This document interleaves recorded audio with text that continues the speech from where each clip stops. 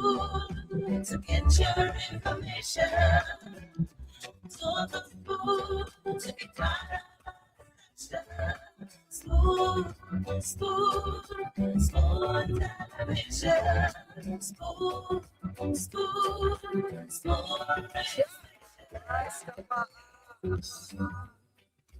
I'm gonna tell you what is happening in Liberia. I'm gonna tell you what is happening in Morovia. I'm gonna tell you what is happening in Africa. Just to spoon, you just spoon you and know. The children crying for starvation, just to spoon. You want to get a news update, my brother, to spoon.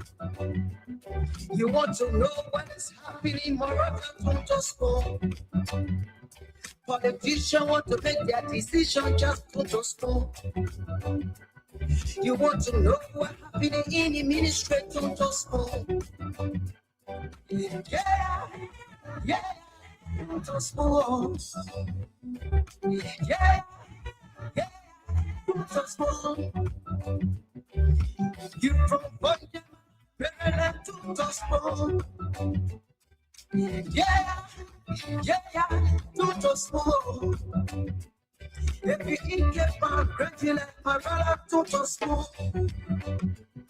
You got a Sport TV, you got a Sport Radio to Tospo. Yeah, to Tospo. You want to get a news update? Just yeah, Rastafari. Kilibamba, kilibamba, kilibamba, kilibamba, kilibamba, kilibamba. What I want?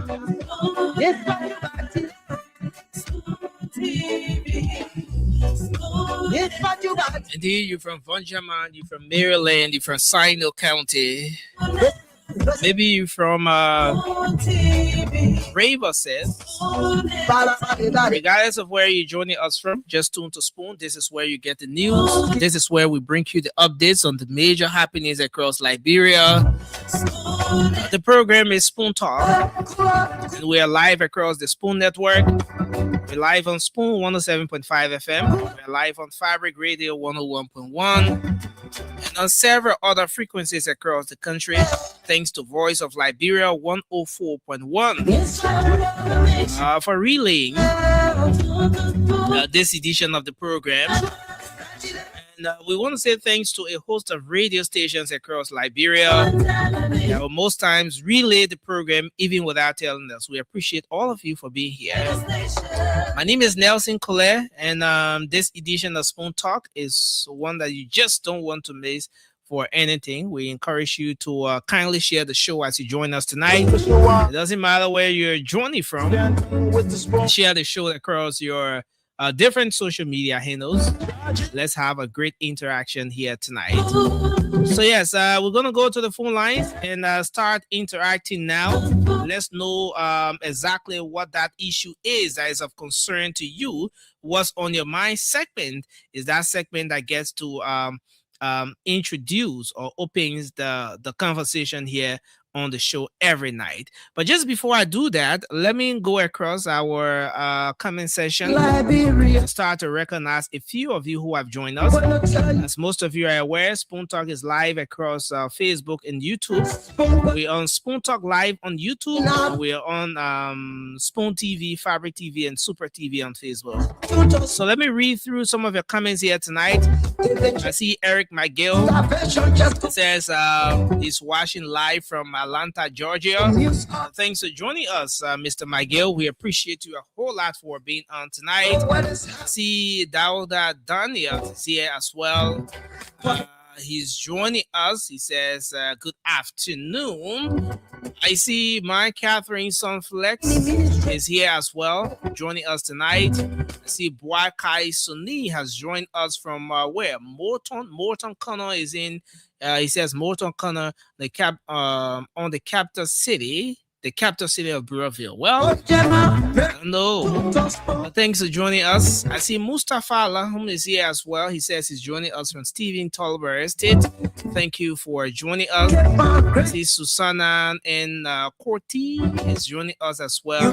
Green Gila County, Balibo Town. Thanks for joining us. Sam Popo has joined in as well. Thanks for being here tonight, Sam. I see Fumba Sise has joined as well. Philip Bala, thank you for joining. We appreciate you a whole lot. I see Hanan Wright Creamer is here as well. Thank you for joining us. Aloysius Wartua, thank you for coming on tonight. Obadiah Johnson is following tonight. I see Venetia's Junior Ba is here. Sam Popo, that's Fumba and Sise has joined us. Elston, the legendary Wise is here tonight.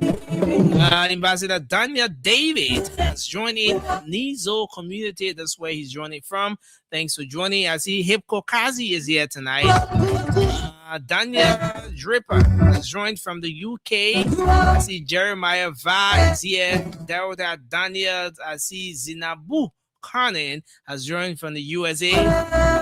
Monica Misen is here as well. Thank you for joining tonight from New Jersey. That's exactly where you're joining us from. I see Melvin, Nathaniel, Roosevelt, Jojo is here. That's Jolo is here tonight. Thank you for joining. To all of you coming on tonight, we appreciate you. We ask you to kindly just share the program as you join us tonight across your different social media handles, across Facebook, across YouTube. Kindly share the show as you join us tonight. Let me welcome or recognize the final batch of our folks here. Then I go to the phone line. David Booker is here tonight. Angeline Smith. Zai Molu has joined in as well. Thank you for joining us here this afternoon or this evening. I see Isaac Kumba, Samuel Vani Wills is joining us as well. Melvin Roosevelt Jolo is here. I see Yomin Tobe has joined in as well. Thanks for joining. Olivia Destined for Greatness, thank you for coming on tonight. Charles Delan is here. Per Kummer is here. Eugene Pokai is here tonight. Rose Collar is here as well. Many of you coming on. We want to appreciate all of you. Just keep sharing the show as you join us tonight. It's going to be a great show. There's never a dull moment here on Spoon. That's exactly why you should be listening to or watching the Spoon Talk about this time. So my name is Nelson Collier, and tonight we're going to go to the phone lines, take your calls, hear what the issues are that are of concern to you. And right after that, we are definitely going to usher in the CEO and the team and the crew tonight as they take on the rest of the show. So the number to call is 0555 that's 0777 771075. 0777 771075 is the number to call tonight, and you'll be live on the program. 0777 771075. Let's take our first caller here. Hello. Thank you, Nancy. Good evening. Good evening to you. How are you, sir? Thank you. My name is Sekou Fofana, a member of Unity Party Intellectual Bureau, according from Paget Factory tonight. Sekou, it's good to have you. What's on your mind? What is on my mind? We have impersonator carrying around our bureau, going show money for our government official. Your bureau? Yeah. One guy, maybe you will be see on Facebook. One Lasana somebody can always he go to Zobena office the other time. He carry our bureau. He say he the chairman for our bureau. So he presented and said, so once said this to all the government officials will get only one Unity Party Intellectual Bureau, and our chairman is Fasu Koma. Anybody can be said because we recognize we arrange ourselves. We know that type of person to be passing around, be begging. So because they know that the bureau is popular and they can go and extort our bureau and we get leadership in our bureau. They very weak. For that year happen a more than almost going to a month. Up to now, the view cannot make statement about it. And our whole leadership, they are very, very weak. Because somebody can go impersonate your group knee, they carry and there you're saying that supposedly and not even want to talk about it. And they want I hold the chairman responsible, Chairman Fasu.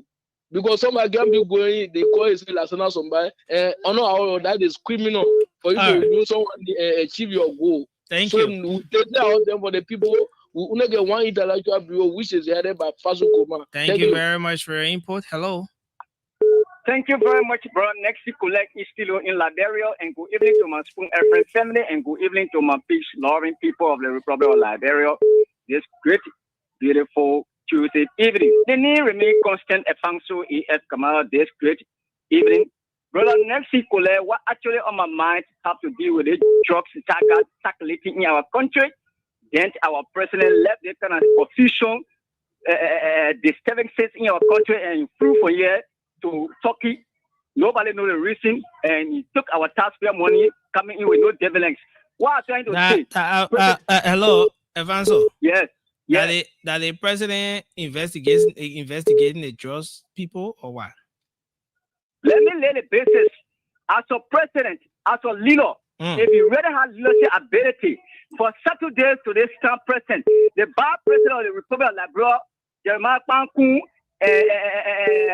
Forky, Oscar, Grant, and the rest of others, if President Butler is a leader who understands leadership, who can contribute leadership, who know the charisma of leadership. So once the investigation going on, you're trying to say that the president is not supposed to leave the country until the drug investigation is finished? Let me let the president, bro, next week. I mean, but you get much time. Just go ahead and make your point. You get much time.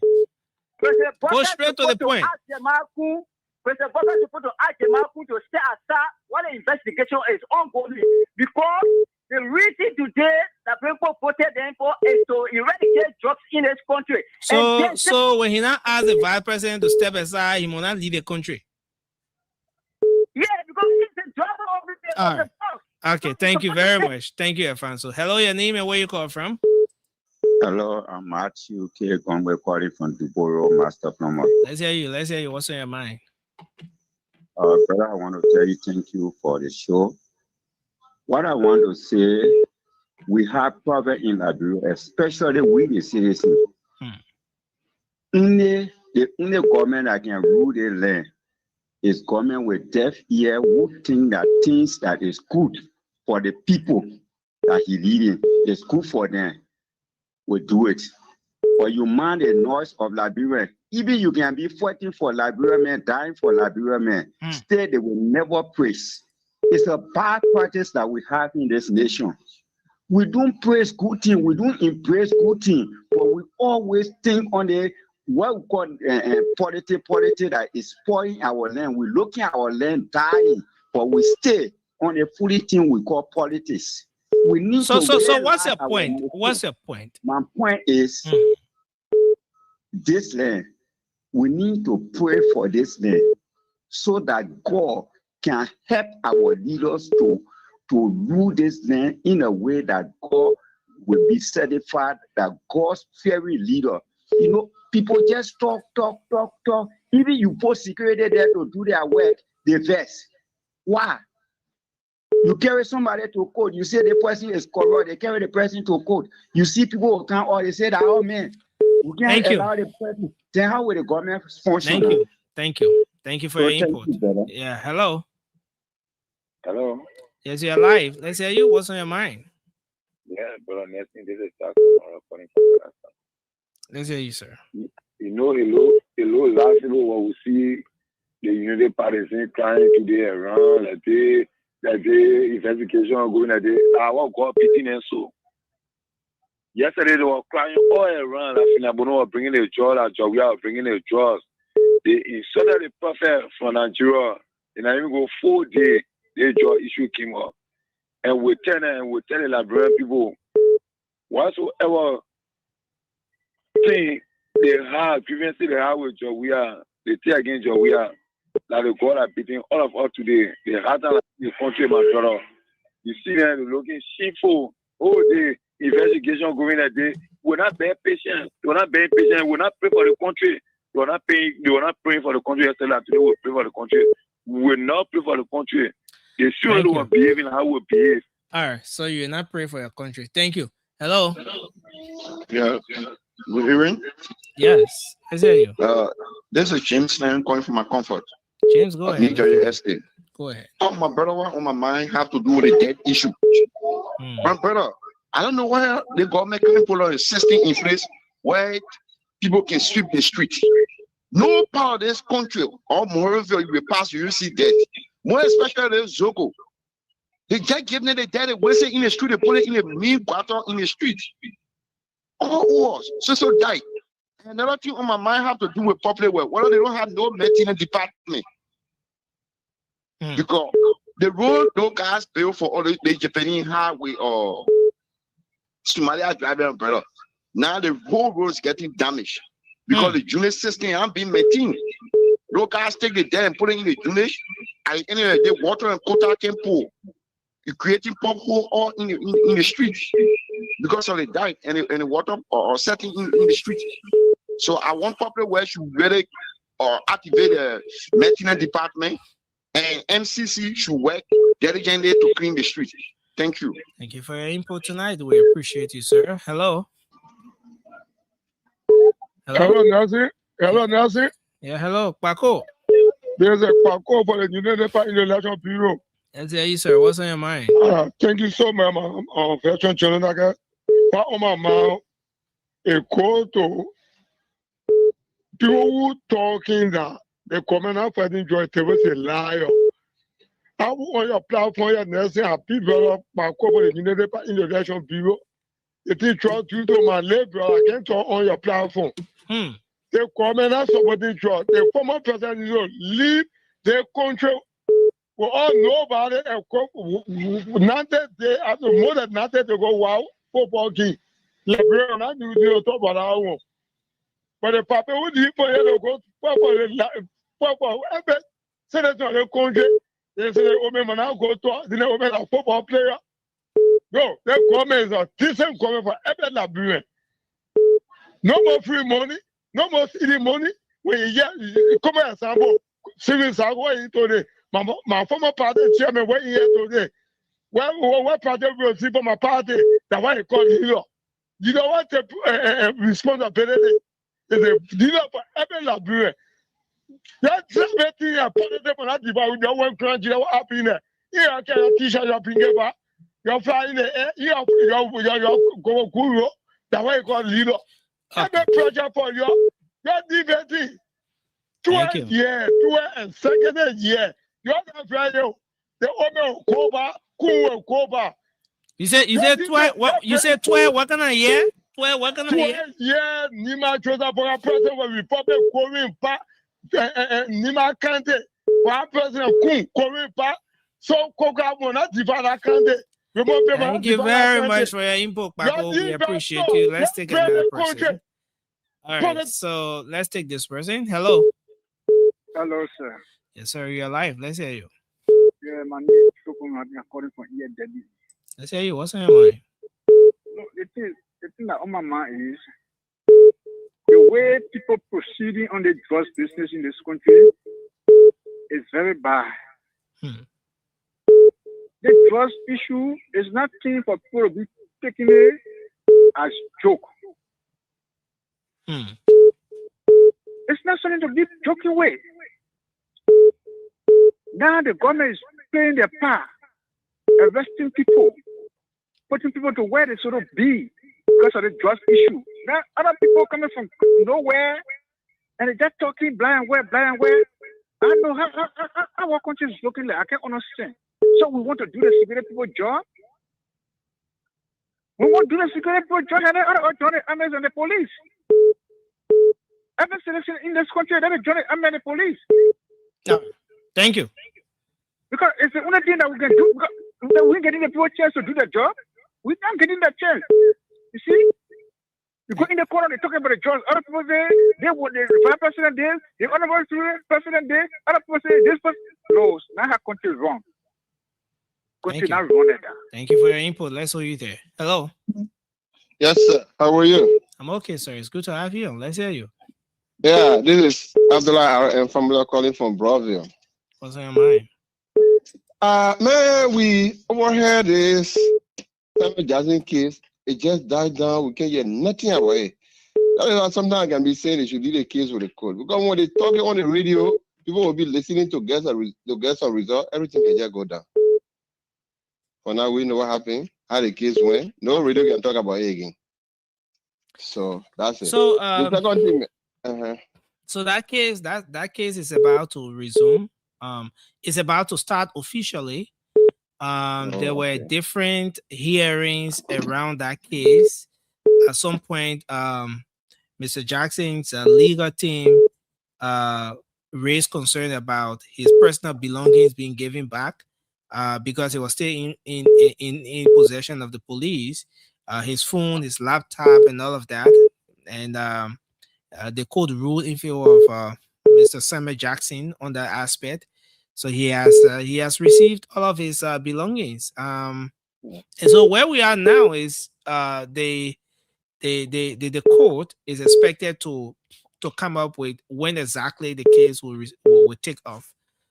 So yeah.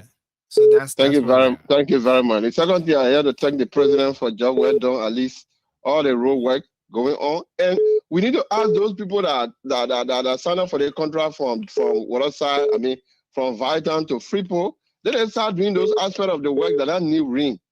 Play in the play, you don't need to wait for ring for those things. Thank you very much. We want the government to work the first time. The second time they can go to sleep. We get guru, we get water, we get everything. Everything will go fine. Thank you. Hello, your name and where are you joining us from? Let's hear you. Hello? Hello? Yeah, this is Mark recording from Tennessee. Yeah, man, it's good to have you. Let's hear you. Yeah, that's my phone. What is on my mind today is about the drug. And so I think sometimes you can walk in the street to see our children. They're getting too much. They're getting plenty. They're getting plenty. Then when we're talking about how to fight the drug, can get serious problem with the information people. Daniel Sano. I think the only thing he can do for us, tell us the labyrinth, we the mother, what the government able to do about this drug business. Because Nelson, my son, you know very well, women, we suffering to bring children up. Then to see your child lying down on a sidewalk. They one that are even supposed to be our girl steering horsemen. Men shortage coming in the country. What kind of shortage coming in the country? Men shortage. Yes, because the one that are supposed to marry. The one that are supposed to marry to our girls' children. Yeah, they're in the street. But women start taking drugs too. I mean, there are a lot of women out there. That's the more than the boys' children. Are selling every day are in the street, especially in the morning. On Benson Street, 5 to 6. My son drives that way, you see boys children lying down.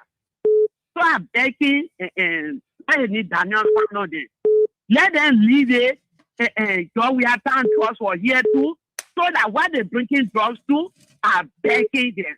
I take God to beg every time I call, I will beg them, let them do something about their drugs business and leave about last year who brought drugs to other region who brought drugs to that now what they told us.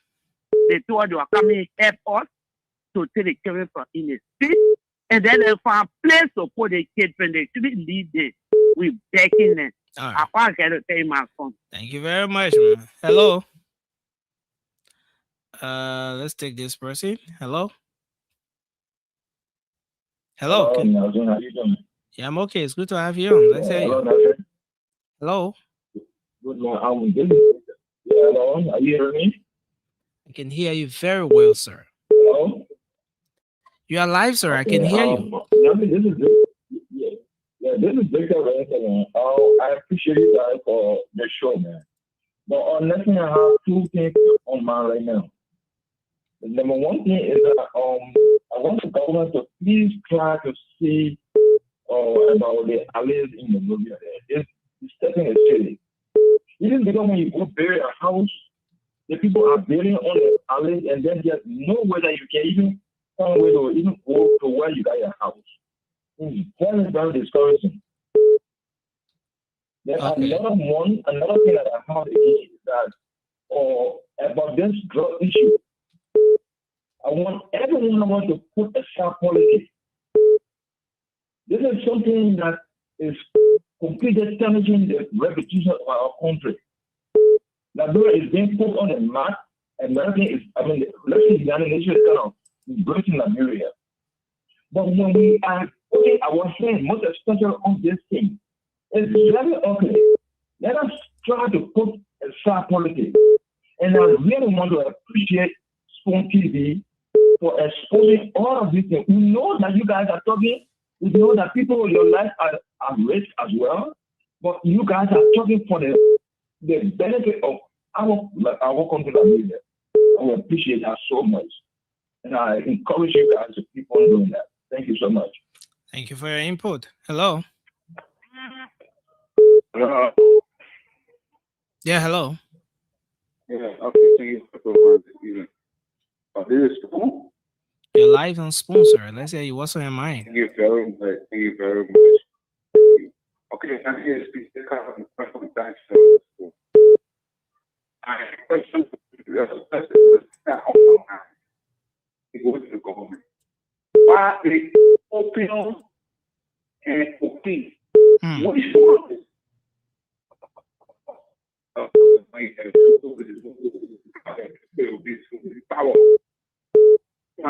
Please come again with that question. The opium. Mm-hmm. You know opium? What was food? Mm-hmm. Okay, and the cocaine. Okay. Which one power heavy? My man, I not tried any of them before. So if you know, you not try it before, tell me which one heavy. The reason why I asked the question because you not try it before. The opium and the cocaine. Yeah, you not try any of them before. I said which one get which one will get big power. But I don't try it here now. So I was asking you if you not try it. I don't try it before. But then how you know which one get big power? The reason why I asked the question for because the opium up so big for 4-5 years now they put there.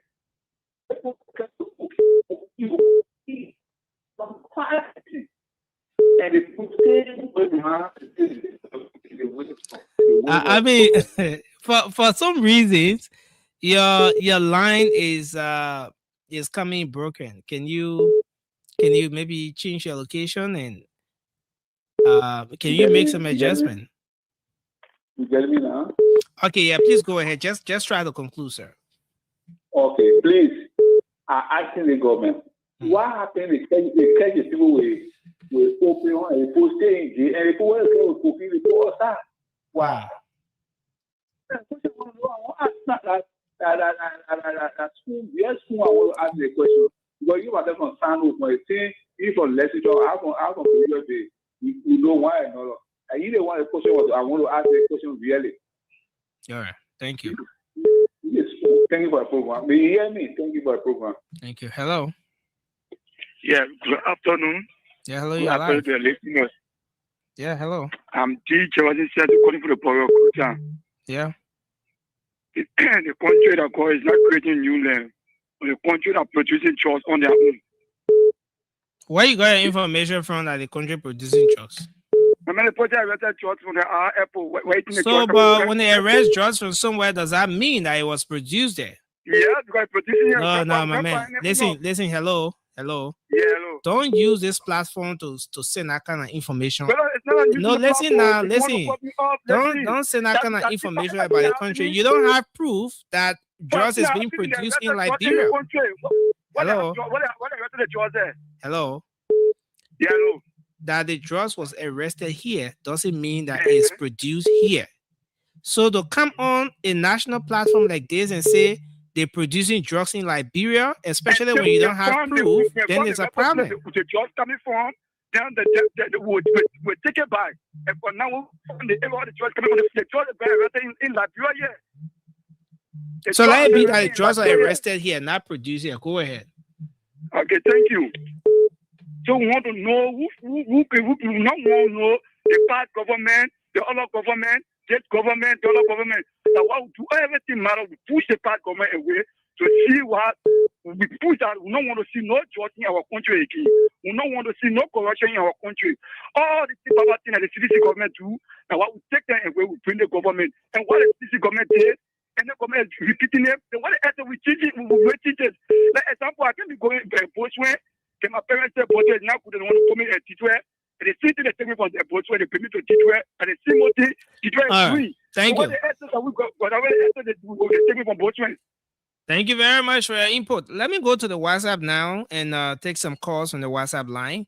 Let me take this first person from here. Hello, your name and where are you calling from? Yeah. Well, Nelson, how are you? This is P. Jimmy Kofa. I'm calling from Baltimore, Maryland, in the U.S. Let's hear you. What's on your mind? Yeah, what's on my mind is, brother, only the army people, you can't try them. But if it is so, we would have said that let the army people take over, especially other country in the meantime, for a few years, and turn the country to, civilian government. Because, I used to call on the phone, on the radio all the time and praise President Walker, when Dr. Richardson used to get, and he said he had 42-year experience, he did that, I used to get there with Dr. Richardson. Well, I think I need to send a little code for Dr. Richardson. Because, President Walker really, people say, throw my heart away. You see that? Really, Brother Nixon, listen. You hear me all of these things. What did Justice Minister doing? What Supreme Court people doing? Then every time people go that kind of way, since you got in power, what's going on? I'm feeling bad, man. I'm feeling bad, brother. I'm feeling bad. Thank you so much for it. Thank you. Thank you. Thank you for your input. Okay, since we don't have a call from here yet, let's go back to this line. Hello? Good evening, Nelson. Good evening, sir. Let's hear you. Thank you. My name is Levi Sandy, and this evening I'm fully with Chicken Patrick, a proud member of Concern Librarian for Justice. But what is on my mind this evening is the issue of this Ministry of Health and our MCL. About a month plus ago, Ministry of Health told us with MCL that they have a team of 16 persons from Uganda and that of DR Congo. They were observing for the issue of Ebola. And then the next day they went to the Ministry of and they went to the House of Senate, asking they wanted $4 million to prepare. It's because they never got that money. Is that the reason they are not telling the public what is happening? Because more than 3 weeks now, they told us to be careful that they have people from Uganda with the issue of Ebola. But since then, they 42 years experienced government, they just leave the public in limbo and they're not telling us anything. I know why should they treat the librarian people there? Minister of Health and Social Welfare and that of MCL. Is that the whole proceeding in the country here? There were so many. They were lying to the librarian for the entire world that people were here for Uganda. They wanted police to steal from us. They just usually suspend. They can't say anything. They're not found. They country for everyone of us. That people just come and be lying. They country like camera like they're the only people that own the country. Not found, bro. Thank you. Thank you for your input. Let's take this person. Hello, you're live. Let's hear you. Yeah, are you coming on, brother? I'm okay. It's good to have you on. Let's hear you. Yeah, I keep calling from the highway. Let's hear you. What's on your mind? My attention has been drawn the establishment that come around. People say government producing the jobs here. I know I can really be thinking how people really think when they say that kind of thing against their own country because on party land. No, the only way that the country will get better when we come together. And for me, I can always tell people, I support any government, and I support any government for myself. Give anything for that person, what benefit for the country is what I support. But politics has drawn our country until everybody. They can't even see any good thing again. What are good, what about?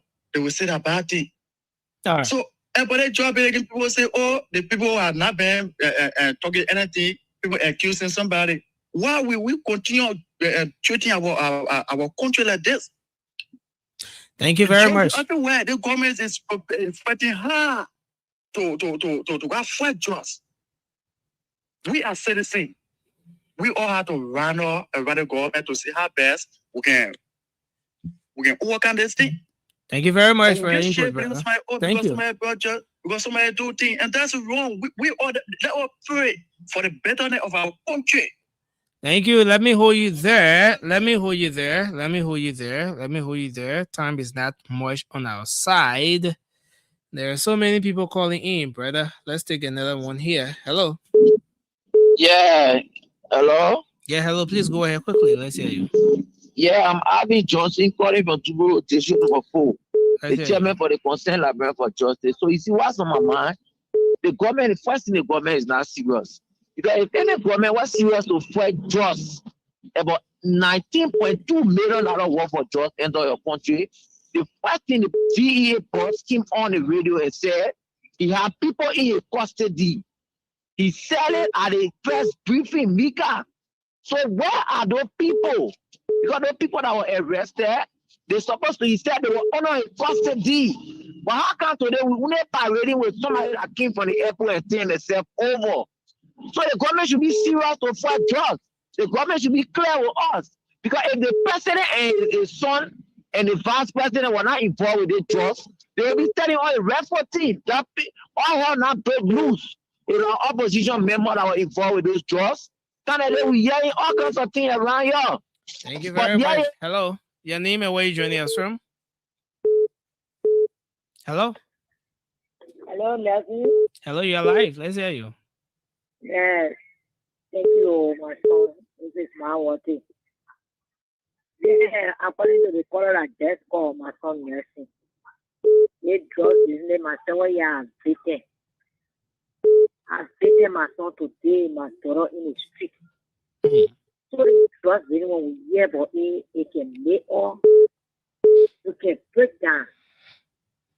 My daughter being here, getting sick every day, my heart beating, Papa Nelson. I think the last time I called on this show for Widow Spoon to help me. So the drugs basically, yeah, I hear all of people talking. So we are saying drugs in the country, I know who I'm passing million drugs. That is still being in Labrador, voted, so we are all. So I now work for people who are making no comparison. When it be happy, let's move politics for inside and for our country first. Okay. Let's move bring it trust in the country. So my son Nelson, thank you. Don't forget my message. I thank you today. All right. Okay. Thank you so much, man. Thanks a lot. Hello. Hello, Leslie. Good evening. Good evening. Lorenzo Babe, you my name, and I'm calling from Ralph. Let's hear you. What's on your mind? What's on my mind is all about the same issue of the drugs matter in our country. I seen where the women that were everywhere in this country in the street for the sake of their children. And today we are tackling the kind of issue of the drugs that enter our country. We receive 100 billion drugs in this country. It just went like breeze blowing dry leaves, and we didn't understand nothing about it. Today, the second one today we got a 12 or 19 billion drugs here. That was the case that we just blowing here, pushing it so gradually into it. We can hear from the LDA to give us information what happening. I don't know who he is protecting. So I'm asking for the citizens that were in the street that were against the drug walking. Say we want to get rid of drugs. Now today we got an issue. So it is not enough for us to rise in the street. Okay. Let us rise up. Let us get out. Women. Thank you. Women get in the street so we can speak on this thing. Thank you very much. Hello. From the WhatsApp line. How you doing? Yeah, I'm okay. It's good to have you on. Yeah, nothing. I just want on the part of the drugs within happening Liberia. You know what happened in South Africa today? We blame the South African behaving to foreigners in South Africa. The cartel in South Africa are Nigerians and some Ghanaians. This is what happened in South Africa today. The Nigerian have a cartel. We bring our own citizens. The guy bring the drugs and get our citizens and sell the same thing in South Africa today. They blame the South Africa shipping and Nigerian from our country. We are, but it's not South Africans alone that they're driving out. But I just say something. But it started from there. It started.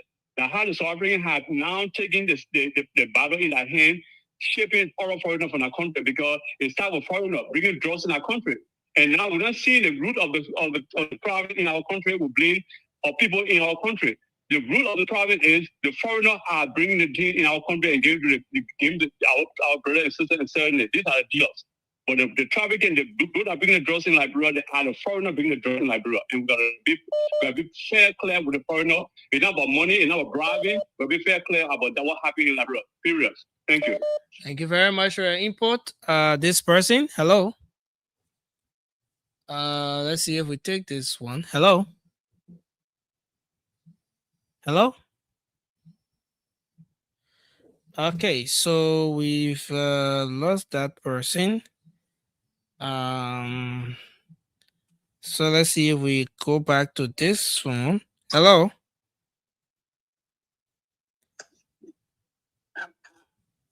Hello, are you here? Can you hear me?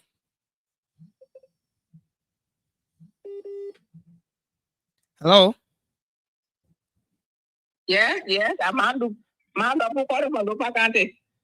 Okay, go ahead, Malapu. What's on your mind? What on my mind is they drop really your technique for fun. Well, you're not bringing real people and you're talking with we need selection library, women will get on the street. One more, no food. All the people will lock it down and they have to red book. So what do you want for them to do about the whole drugs being there, Oma? They drugs being there because they drugs being there. How many our children son? So what do you want for them to do about it? They want to do about it. Red people to drug. Okay. Thank you, Mama. Let's take this person. Hello.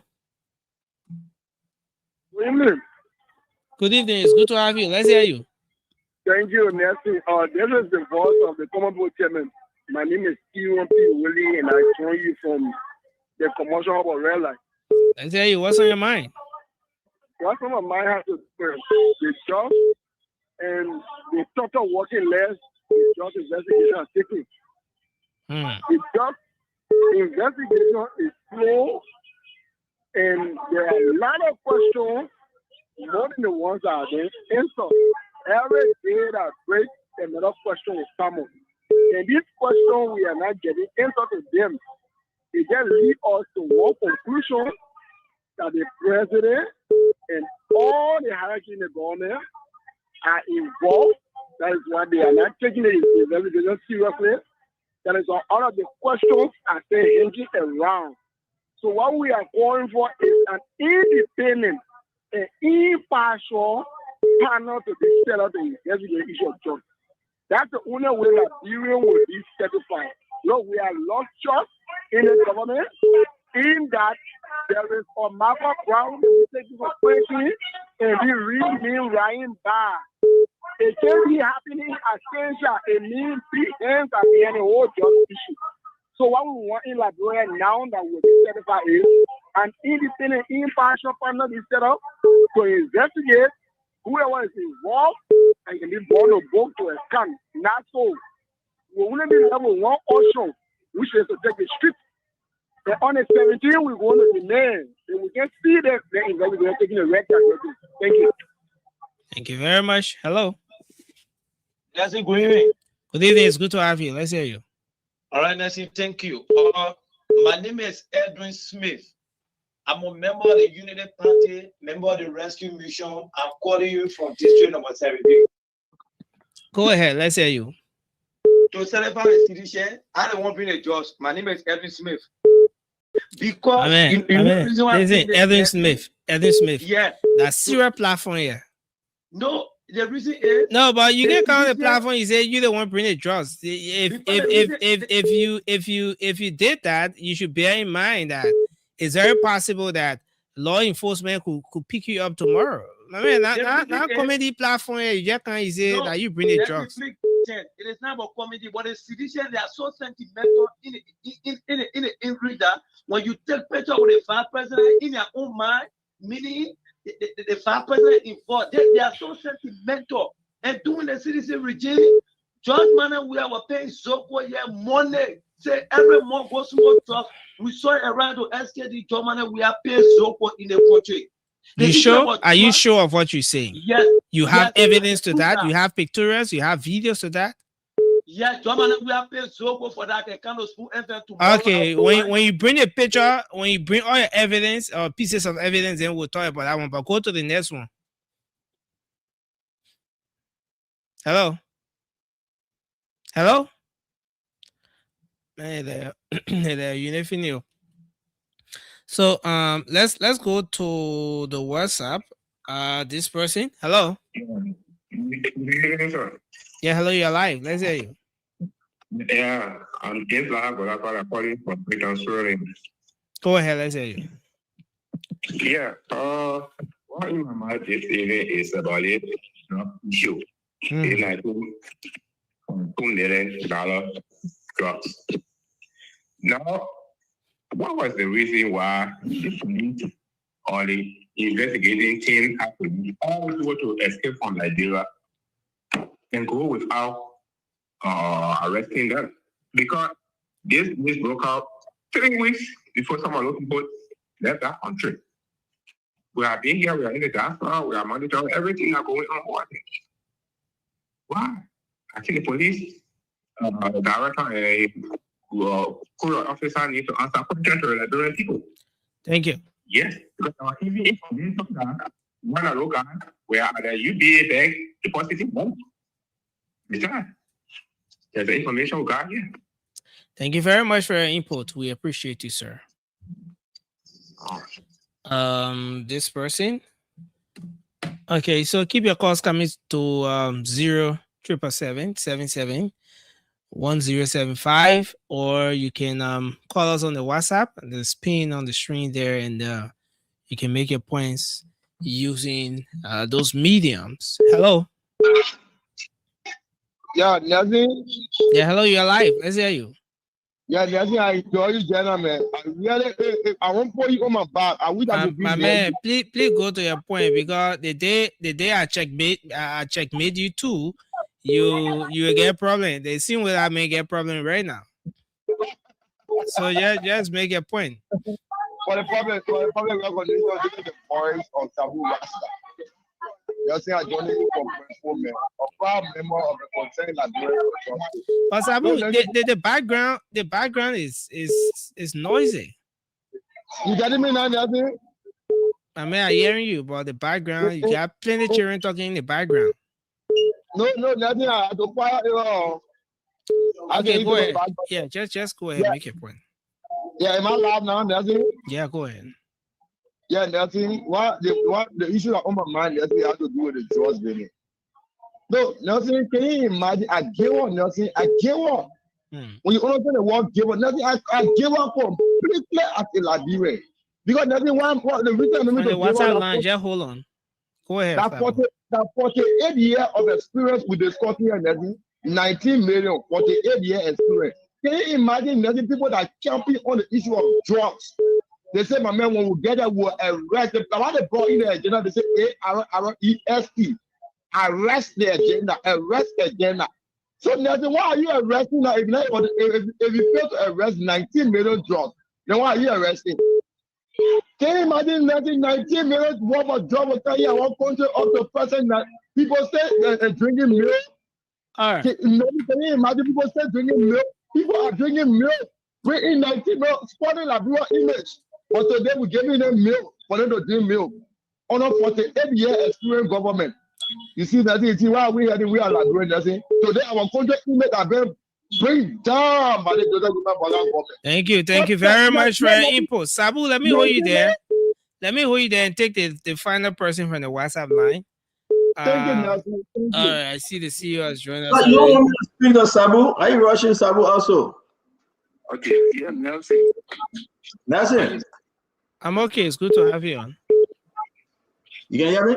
Yeah. You see, the stations, this station exposed this drugs issue. This station named most of the people that were named by the police director. Why it took them 1 month when the station could only take a week and start naming people? When you create doubts in the minds of the people, you create a recipe for speculation. And it is not good in the field of investigation. It creates a lot of doubt, and you do not get no hear and tear in the case. There's a need for the government to do more than what it's doing because it's confusing the citizens. Thank you. Thank you very much for your input, sir. We appreciate you. Ladies and gentlemen, let me hand controls over to the Honorable Dr. Boom Breaker.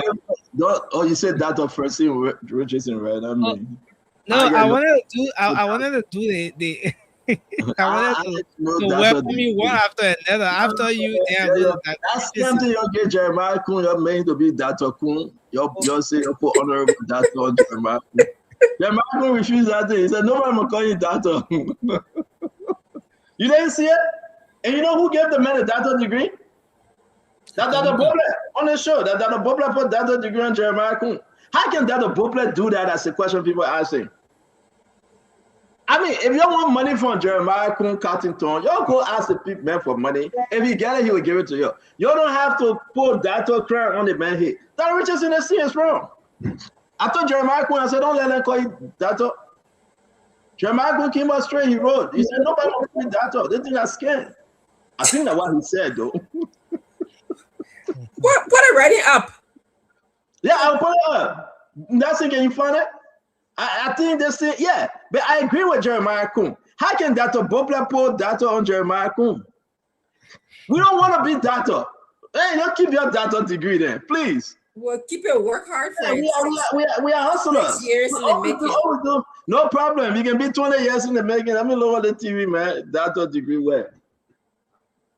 What do you mean by doctor degree where? 6 years, taking tests.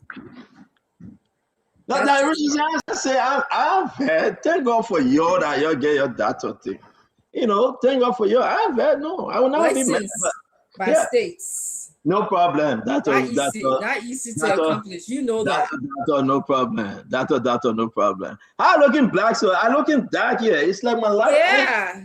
Oh, well, let me make an adjustment in the light. Let me get a remote. Let me get a remote. It kind of like I get scared because say Edward Snow call me. Funny thing happening to me. I gotta be careful with Snow. Yeah, for to tell you the truth. Funny thing happening to me. That's it. Say Edward Snow call me and say, you got a picture. Let's call that. You know, funny dream and funny thing happening to me. Yeah. You dream about Edward Snow? No, God forbid Baba thing. I cannot dream about Edward Snow. What? God forbid Baba thing. Yeah, so strange thing happened since you received the call. Funny thing. Now I received the man call. Funny thing. I will block Edward Snow. If anybody knows Edward Snow, I would block his number. I will, seriously. And because of Edward Snow, I am not going to Nathan Bia daughter graduation. I will not go there because of Snow. Yeah. I have to block Edward Snow. You know, you can't cross the path with me. Certain place you can cross. Where when is the graduation? I don't even know. I will call Nathan and say I'm coming.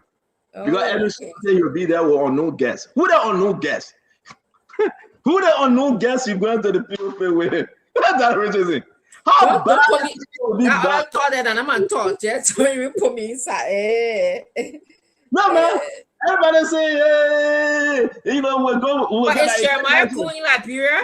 We're talking about Jeremiah Kun. No. I'm talking about Jeremiah Kun. I'm talking about Edward Snow Small. Everybody dancing. Hey, we're going to dance. Hey, then Beyonce, everybody must come with their wife or the husband, come, you know, respectfully to attend the program, celebrate. They reach the Edward Snow and Master will come with unknown guests. Edward Snow call and show you tonight. You call explain. I will not pick up him and call you when I call me. You call my number. Who Edwin Snow or no guest? Ladies and gentlemen, I'll just tell you to can't explain. I'll just say explain. No, he said you can be on no guest. I don't know who the unknown guest is. Now you can't explain now when you call that. So They don't in Europe too. He in Europe on no guest. Yeah, well, but why they gotta get me trying with the office guest then? Why? What? No. To be frank, that's what you're saying, huh? That's it. No, are they going to give the office women that they travel with DSA? They pay them too. But who told you? The office said that would be They don't see Europe or no guest. They send my picture. I'm getting the information right now. Yeah, okay. Yeah, somebody send me a picture. But when I say my own, they think that I joke. No, they're not joke. Would you be fun? I'm just curious. I'm just curious how you can get all the information. The lawmaker then doing on no guesting. That day. I remember doing those days, and you know, when men were men and boys were boys. Go ask Emmanuel George. When you have to travel on assignment from one state to another state, and you get your package ready. Hey, Edwin Snow, the man enjoying. They don't know. Jeremiah Kun, right? Jeremiah Kun said, so you see, he made me the lead Edwin Snow. I would deal with Edwin Snow according to the law. But Jeremiah Kun said this, right? So put this in. Can you give me the video when they put the crown on Jeremiah Kun's head? Now this one. I want it. Keep the one up. Keep the one up, but find a video. Yeah. So yeah, when I put the crown on Jeremiah Kun head. Jeremiah Kun said, I express my profound gratitude to Dr. Bopler and the Carleton University. Why you gotta add Dr. Bopler into this? That's Dr. Bopler get a man a crown for the exceptional honor of conferring upon me an honorary doctorate honors COSA. Honoris COSA. They're forced to put an Italian something there. We can't keep this in a something you have to put out your mayama, right? I deeply appreciate this honor and recognition. For now, I will only choose to use the honorary title after I have concluded my term in public service. At the same time, I respectfully request that members of the public, the media, and all institutions abstain from addressing me by the title Data. While I remain in public office, I am grateful. The honor, the Vice President, Jeremiah, Dr. Jeremiah Kwankun. Hey, you see, the message Dr. Bopler will take a doctor degree. He said when he finishes with public service, then I will call him doctor. Dr. Bopler will take the doctor degree. Why? When the man was selling real oil, palm oil, and gas, nobody gave him doctor degree. Dr. Bopler that kind of forced doctor degree on the man. That's a scam. What kind of scam? They forced doctor degree on the man. The man said, I want it. What kind of scam? How can Dr. Bopler force doctor degree on the man? The man said, I want it. Answer my question, man. You know how high it is when they start calling you doctor in Liberia, that money. Everywhere you go, they say doctor, that money. Every corner you pass, doctor, you gotta leave money there. Yeah. Oh yeah, they ain't want to. That original people you cheap, they call you doctor, you say money. When they call people doctor, because someone for the team, the man they can get money. You that someone for your own, you can't get money. I tell you. So, but seriously, folks, Dr. Kun refusing the doctor degree. Anywhere you see the vice president, you put doctor behind him. I heard that President Boga that doctor too. Dr. Boga.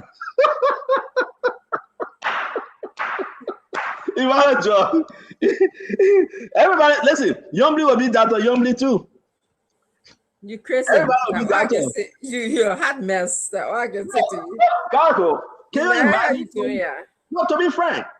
But Emmanuel, Emmanuel, are you a doctor? You got doctor degree too? I know you got PhD, so you call you Dr. George, right? Yeah, I have a PhD. In what? Don't tell me it's free on the market. That why Captain not giving people now. So don't tell me, please don't tell me in what. Can you imagine? Yeah, but Dr. Bopler getting a doctor degree. A single person get up and walk. No, please put Dr. Bopler and the man picture up. They'll say I'm baking you. Go on the page. Dr. Bopler is right there. Dr. Bopler getting a man doctor. The degrees are awarded by the faculty senate. Oh, okay. I saw that Bobla giving it to the man. So, I mean, he was presenting the degree. An individual can put a degree is awarded, but the faculty said it. Oh, so that Bobla gave it to him. I will ask you, Michael. A single individual in the university said they cannot confer a degree. The people that we see giving the man a doctor degree, that handing the degree to the man, are the people who call. That present.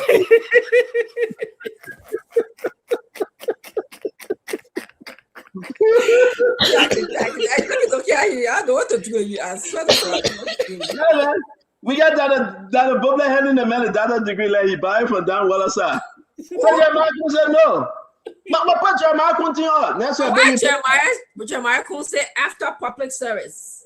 They will get quite because Jeremiah Kun, I hear that he'll be there for 24 years. So after public service, you and myself maybe when I be around.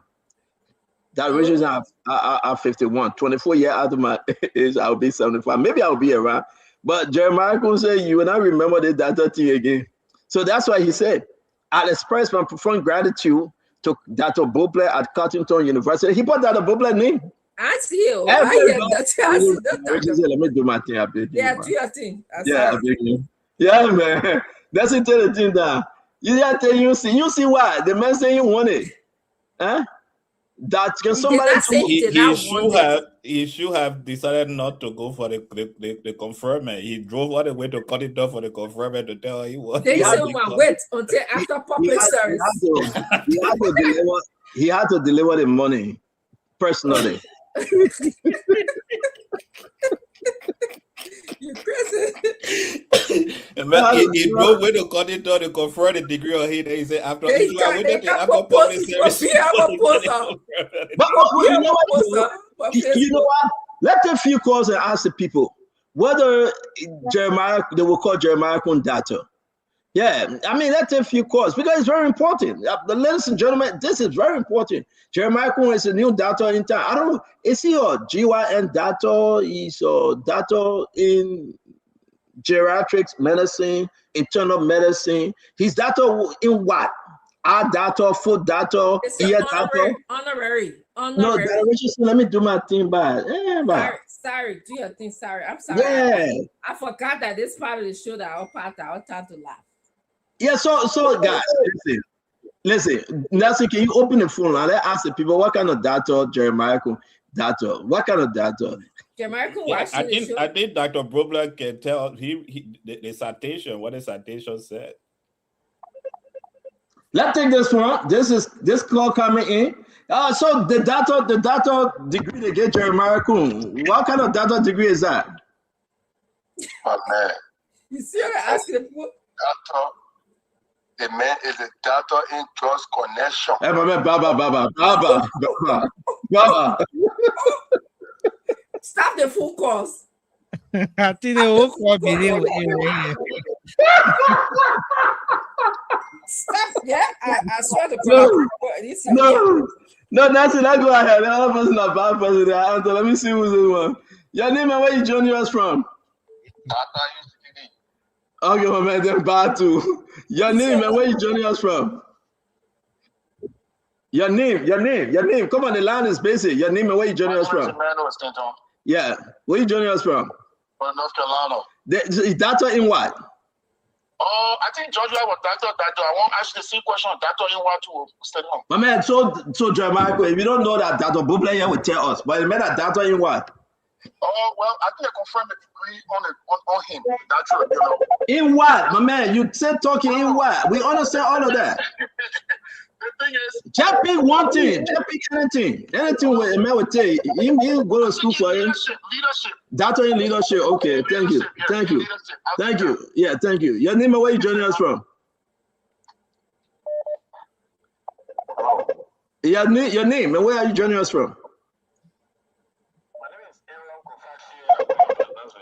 Aaron Kofachi. Jeremiah Kuna data in what now?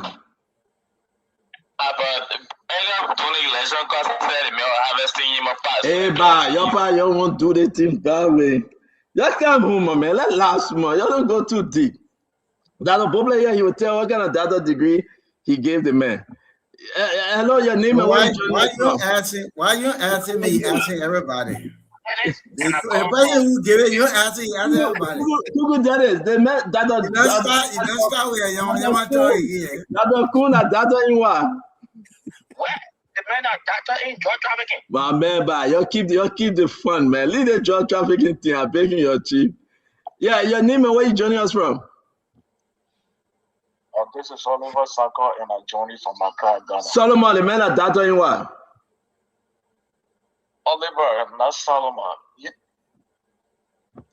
My man, you won't come marry me with your Oliver name to Solomon. You won't stick to the team by then. Sorry for pronouncing your name wrong. But ladies and gentlemen, I want to say Dr. My man, give me Jeremiah picture now and Dr. Bopler. Dr. Jeremiah and Dr. Bopler, I'm begging you, please. Pull it up from Cottington University. I just want to know, folks, we're not taking no more call. We got a few more minutes to go. But Dr. Bopler, you gave Dr. Jeremiah Kun the doctor degree. Why? How long the man been in school for? Dr. Bopler. But Dr. Bopler told her, you scared? Talk. Where you took the degree from? So Stanton, good evening to you and my friends. Just good evening. Let's get to the issue. No, don't interrupt. Good evening.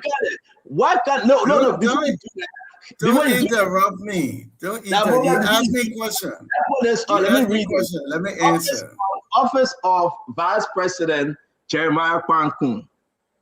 I express my profound gratitude to Cottington University and to Dr. Bopler for the exceptional honor. Dr. Bopler, you put your name there. Those in the radio that will believe me because they're not reading it here. I'm reading it and I'm talking to them.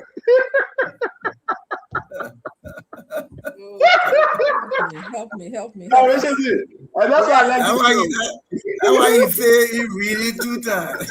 No problem. No problem. I say yeah. Those are in radio land. They will listen to me. The people that watching radio, but the people in radio land, let me read it for you, right? Dr. Jeremiah Kun said to Dr. Bopler and Cottington University people, he said, I express my profound gratitude to Cottington University for the and to Dr. Bopler for the exceptional honor of conferring upon me an honorary doctorate, honoris causa. That one, that Italian, that French, something honoris like causa. Honoris causa. causa. Well, yeah, but we'll get to you. That one not important. People don't understand that honoris causa. No, we still. I deeply appreciate this honor and recognition. For now, he is studying Dr. Jeremiah Kun is studying Dr. Bopler. For now, I will only choose to use the honorary title after I have concluded my time in public office. At the same time, I respectfully request that members of the public, the media, and all institutions abstain from addressing me by the title Dr. Jeremiah Kun while I remain in public office. I am grateful. Vice President, Dr. Jeremiah Kun. It means he may refrain from calling you that. What do you mean? I don't know what you mean. Don't call it. Stop calling him that. But that asks Dr. Bopler whether he's going to take the doctor degree back. Then we'll abstain from calling him that. Dr. Bopler? Okay, so let's go from the comical to educational. Let's educate people. Okay. First of all, educate to that. honoris. Listen now. So honoris causa literally means because of the honor or for the sake of honor. You confer that on people for their work, for their accomplishment, for the contribution to society, all of those things you confer. Barack Obama was giving a doctorate degree. Plenty of people, most times when you speak at universities for graduation, you confer them as an honorary degree. Yes, the part we're missing that I really want to amplify. Of course, don't make fly with also. We just talk here. I know, but listen now. Yeah, but listen, you're talking plain. Let me talk small. So I'm sure that the public knows that it was not Dr. Bopler who conferred a degree. It was Cottington University. Universities confer a degree. But here's the thing. What the vice president did is novel. And I would encourage everybody in Liberia to do the same thing. An honorary degree is just that. In fact, in academia, we don't use that for ranking. Let me explain to the public, man. Stop talking. Let me explain. No, don't do that. Don't do that. I was off the show working. You call my name all day. I came on the show. You get let me explain. I beg you whisper. Hey, man, don't start stuff here and miss. I think I brought you, doctor. I think I brought you that a problem. You can maybe leave my work to that guy to show that you get let me know. So No. What the vice president did, no, this is here. What he did, every Liberian who received an honorary degree should do the same thing. There's nothing wrong with honorary degree. An honorary degree. If you know that it's exclusive, why are you giving it to them? Don't use it. Let me just finish, please. We don't use it in higher ed for ranking, for status, for pay increase, none of those things. It's an honorary degree. And even the Ghanaians realized that it was being so trivialized, they banned it, they stopped it. When you're giving an honorary degree, it is just that, it's an honor. And people who understand that don't appendix that or preface that to the name and walk around and say, doctor, like Dr. Richardson correctly said, those are who went to school and spent 5 years and still paying student loan for their degree. You understand the value of it. When the university confers on you, that's an honor. The vice president, I hold him in high esteem. He did what nobody in Liberia has done. He said the right thing. He said, while I'm in public service, don't call me doctor. And I applaud him for that. Because the point he's trying to make is, I received this honor. I'm grateful for it. I'm your servant. I'm going to serve you. And oftentimes, like even in Liberia, we call people doctor. Because who went to school and earned, you can't call people a doctor. What is that? You ain't got 5 doctorate degree. It's determined thing. It's doctor. So he did the right thing. The vice president did the right thing. And Cottington is proud to have conferred on him the degree. We're proud of him. We're proud of his work. And he's an alumni of Cottington. So we did it with great pride. He said, doctor is European. It's I know that, but they don't do it now in 2026. I just came from Jeremiah Cohen. He said he doesn't want your degree. You'll take it back. He didn't say he didn't want it. He said, he just said it. You're a spin master. You put a master down. I want it. The man received it. I carried. So you confirm that? Okay. All right. We confirmed on our vice president, and we did it with pride. And I'm glad we did so. Dr. Boblet, you just confirmed that you begged Jeremiah Cohen to take this degree. He refuses so many times. You just said it. You carried to him. You just said it. I begged him to take the degree, Stanton? Yeah, but you just said it. You just said it, Dr. Boblet. I never said that, Stanton. What did you just say? What did you just say? I didn't say I beg him. I said I carried the hood that we conferred on him, and I did it with pride. We don't beg people. We write people, and we tell them this is what we want to do, and they have an option to say yeah or nay. And the feelings of the institution are not hurt when you say I'd rather not. You say thanks, but no thanks. We move. I think I make my case. Agreed to receive the honor, and we were proud to confer an honorary degree on our vice president. Nancy, be serious, man. Ladies and gentlemen, welcome to Liberia Vice President Dr. Jeremiah Cohen. The man, he was given the degree by Dr. Boblet. Dr. Boblet handed him the degree. It's a piece of paper. So every one of you, Dr. Jeremiah Cohen, please.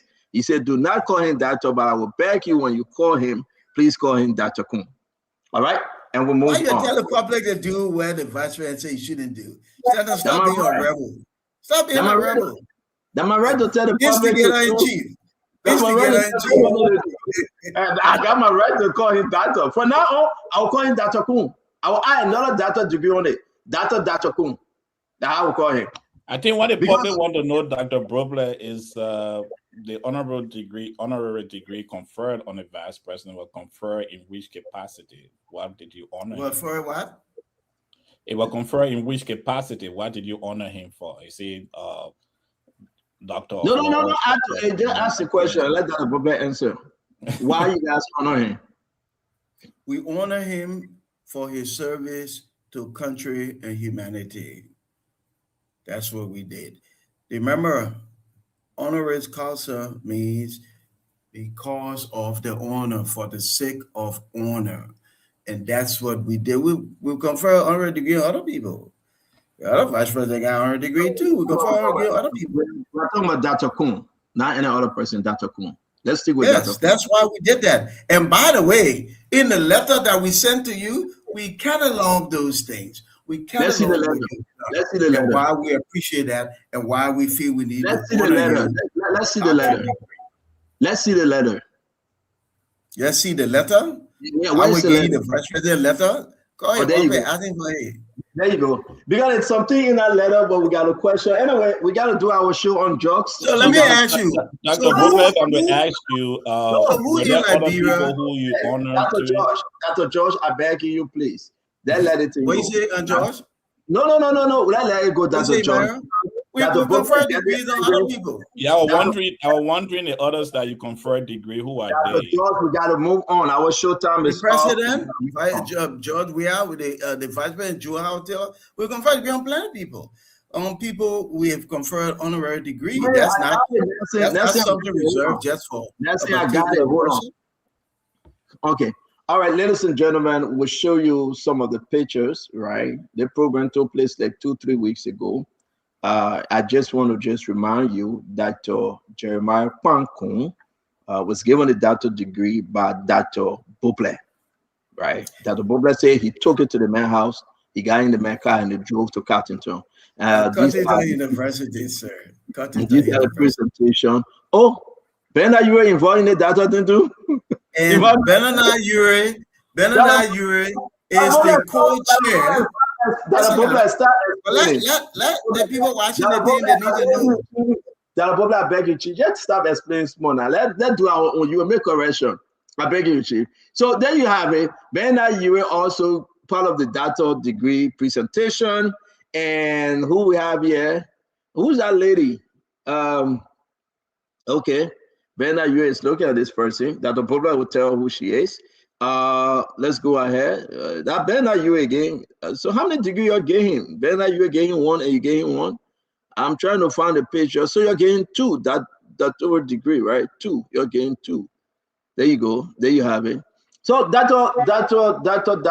Jeremiah Kwankun is a bona fide doctor in medicine, doctor in heart transplant, doctor in microchips, implants. Hey, doctor in anything you can say. But when you see him on the street, call him Dr. Jeremiah Kwankun. It's good to have Dr. Broble go.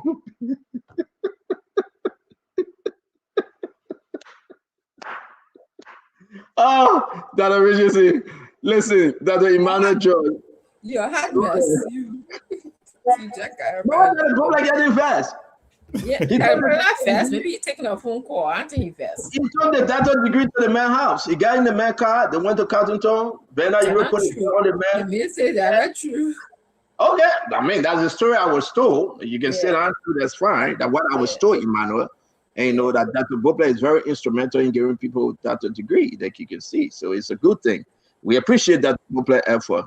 And Dr. Broble went in the back to take a phone call. But let's move ahead. We got a lot on the drugs issue. We want to welcome all of you to Spoon Talk. We have taken, we still got 6 more minutes to talk Tabata. Tabata. Yeah. Dr. Broble is back, ladies and gentlemen. Dr. Broble is back. I just want to say that when you come to Liberia, we'll offer you honorary doctorate. It looks like you really want one. And you've done a lot of good. You've done a lot of good for people. So when you come to Liberia, call me. No, I don't want it. I don't want it. Broble will be taking a picture with Carry Spoon TV, with Carry Live. No. I don't want it. I don't want it. No way. Hey, God, no way. We will be where we are. But I want to welcome Dr. Francine Chinua Richardson, Dr. Emmanuel George, Dr. Broble, Nelson Colette and Stanton on the show today. It's going to be a wonderful show, guys. The continuation of the drugs saga case. We have new development. People are talking. We heard that today there were going to be an arrest. We heard that Peter King, the brother of Paul King, he's out of the country. I need to confirm that though. Can somebody help me with confirmation that the brother of Paul King left the country? And I thought they put it on the exit Republica. But everybody leaving the country. 5 out of the 6 people that were arrested or charged, they left the country. So maybe Peter King left the country too. Peter King, the co-owner of the GLS Mendes company, he left. So I don't know what's going on. And the lawmakers that are getting serious, we're going to play Prince Boy clip. We're going to play Daba Vabala, the senator from Grand Cape Bank clip. We're going to get deeper into this drugs issue and ask the Liberian people what's happening. The government is slow walking, but today we saw Paul King going back to court. What's the end game? One person, all of the millions of individuals, like Rodney Sears said, guess what? They can't find him. Is it troubling? We are talking about the $19.2 million worth of cocaine. But we can also confirm, if I'm given a chance, there's a director somewhere that is directly involved on this drugs issue. A director, I think that's the title. Directly involved in this drugs thing. People want to talk, but they're afraid for their life. People seriously want to talk. People are willing to spill the beans. So one was a welcome to Spoon Talk, and let's just have fun. Let's talk the issue. The drugs issue is not an easy issue. And also want to say Thomas Fala is back in the country. He apologized to the police today. He said to them he's sorry for appearing on Spoon and talking bad thing about the speaker. But was he right? Yeah, he was right. Everything he said was 100% right. So, hey, guess what? Maybe that's the right thing to do, that he should apologize, and he did. But I don't think he should take it back, though. But it is why it is. So, Dr. Francine, people are concerned about suspect people that were charged. They left the country, and people are continuing to leave the country. They are leaving. The Jones security, what is in place that these people are leaving and only one person in custody? Do you think it's a compromise here? Do you think they have compromised this whole thing? So there could be 2 things going on, Stanton. One is this case is exposing systems in Liberia, and I've said this before, exposing our prison system, the chain of command system, is exposing the justice system up front, how weak we are. And the second part of your question is this cartel. Yes, it's telling us that these people are working in concert with other people. That's probably why a major arrest has not been made. It's telling us a lot. I mean, like I said yesterday, there are so many unanswered questions. There's so many questions that we have to ask, and we'll keep talking about it, because after all, Liberia is for all of us, and all of us will suffer one way or the other if we don't get hold or get this drug situation under control. But again, I would just want to welcome everyone to the show. I hope that we have a wonderful show. And that's my introduction relating to the drug situation. Thank you. Yeah, Dr. Richardson, thank you. Dr. George, let's hear you, sir. Well, Stanton, specific to your question is the fact that we have miles of borders that goes through the rainforest of Liberia, and it's difficult for anybody to mount the miles of border we have in Liberia. In fact, I remember when I used to travel through Liberia a lot. Sometimes you walk into Guinea Republic, you think you stay in Liberia, you walk into Cote d'Ivoire. There are places that you walk in Droisson Asset in Grand-Chile County. You just walk through and you are in La Cote d'Ivoire. And there are places like that in Lima. So it's difficult to mount Ebola. The challenge here that I have is that when the LDA made that announcement on June 9th, and it has suspects, one who have expected that the investigators who have already sent team out to interview or call those those suspects and have them in police custody. But we said it on the show when they made that announcement. It took a while before the investigation started to go into the direction, and almost everyone that they have arrested right now was not, they were not based on what second level or third level. Dr. Gray, Connor Grace here, so he will explain it better than I can do. But were not based on deep intelligence from our security sector. It was based on all the names, the second names they're looking for. All those names were given to them by Peter King. The first name they have, those names were given to them by what happened at the airport. But we have not seen our investigators finding people outside of these names that we have. So it is easy for those people to slip through the crack. It's easy for them to get in the taxis, go to Ganta, go to a place in Nema and cross the border. And that's what we are experiencing now. If the investigator have found out some of these names on their own through tap intelligence, perhaps by now they will have some arrests. But we are stuck. The investigation is stuck right now without, and hopefully they will be able to lift it to the next level, because without what his name, Emmanuel Barr, without Michael Brown, without Oscar Brown, the investigation appears to have stalled. There's no new, and Usman Ali rather, there's no new names that is coming out because of advanced intelligence of the intelligence sector. So that's where I feel we are now. We are stuck until we can find Emmanuel Barr, we can find Michael Brown, and we can just find where Usman Ali is.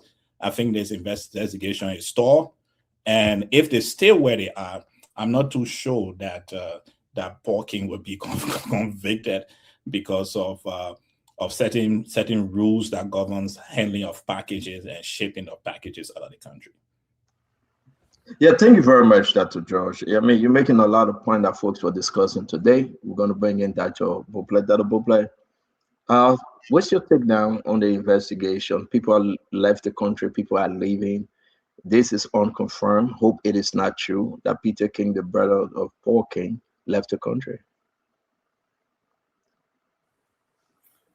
So, Stanton, if people are under investigation, typically they will not be allowed to travel.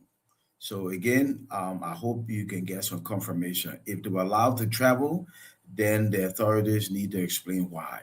I don't think anybody who's under investigation, especially in the matter that's not resolved and still ongoing, will be allowed to travel. That would be an extraneous situation, and I would be very surprised. So let's see if we can find some verification, because that is not the way you will proceed in investigation of any kind, but particularly in a huge case like this, a $19.2 million drug thing. And drug, we all know, is huge. We have to fight this on every front.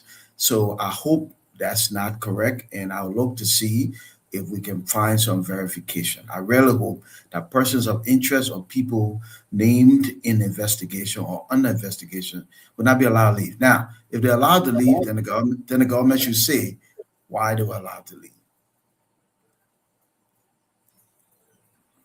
Yeah, but so going back before, Conor, great welcome to the show. Before we come to you, right? That Dr. Beauplet, you were off because I think at the time you were busy. But let's just get to it though. The LDA boss said in a video that we have persons of interest in custody.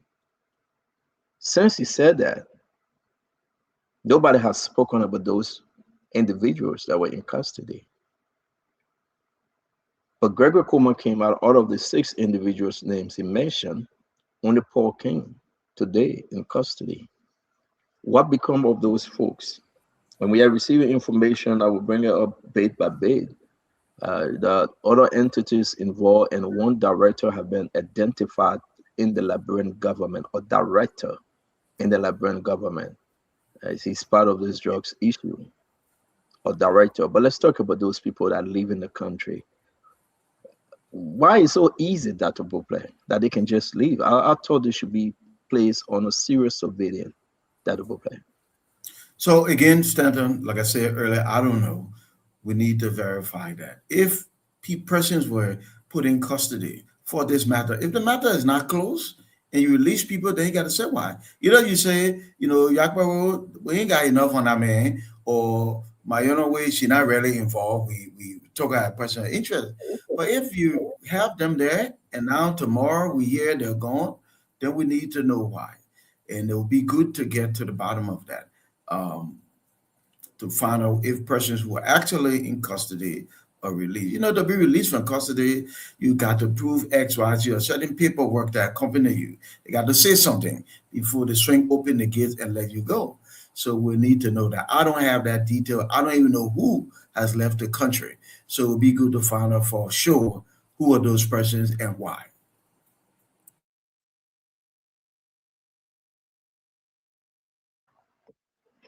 Could agree. I think we can confirm that the press conference of Gregory Coleman, he said 5 of those individuals were out and only 4 came now in custody. But if it is true, and I want Liberian people hear me, I'm trying to make phone calls to confirm that our sources is either right or they are not, that Peter King left the country. Is that troubling to you if he did?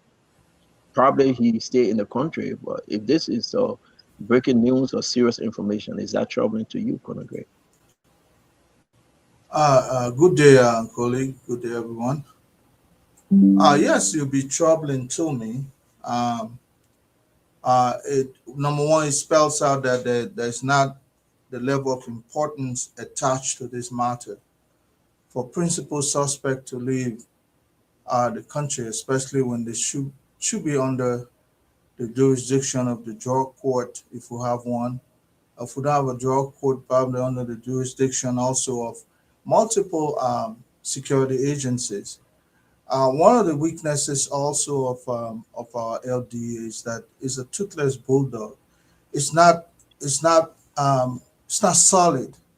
I don't think they even have prosecutorial power like our other drug agencies is supposed to be. At that point, they should be able to determine who leaves, who doesn't leave, because a suspect such as these individuals who are involved in this drug scandal, those individuals are supposed to be under the jurisdiction. And I heard George talking about borders. Our borders are not Tora Bora. They're not the Himalayas. They're not torrentials that they're so hilly and mountainous that they're hard to mine. It's just that people have not moved to get the right equipment to mine our borders. Some of the weaknesses, again, of the LD, I don't see why they should not have a tower, watchtower, position in some of these borders. So that crossing point, but that goes to say if somebody wants to abscond when they're under investigation, there are so many remedies. If they're serious at all for them, you can put out an APB.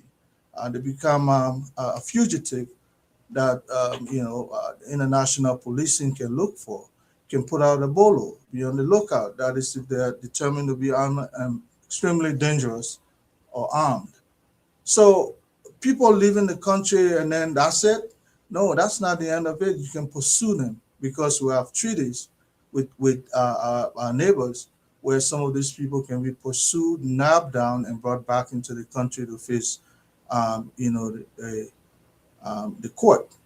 But Stanton, yes, as you said, it's troubling. It spells out that something is not done right. Why would this key suspect be allowed to leave the scene? The other day, Mawani Dix was stopped from going overseas.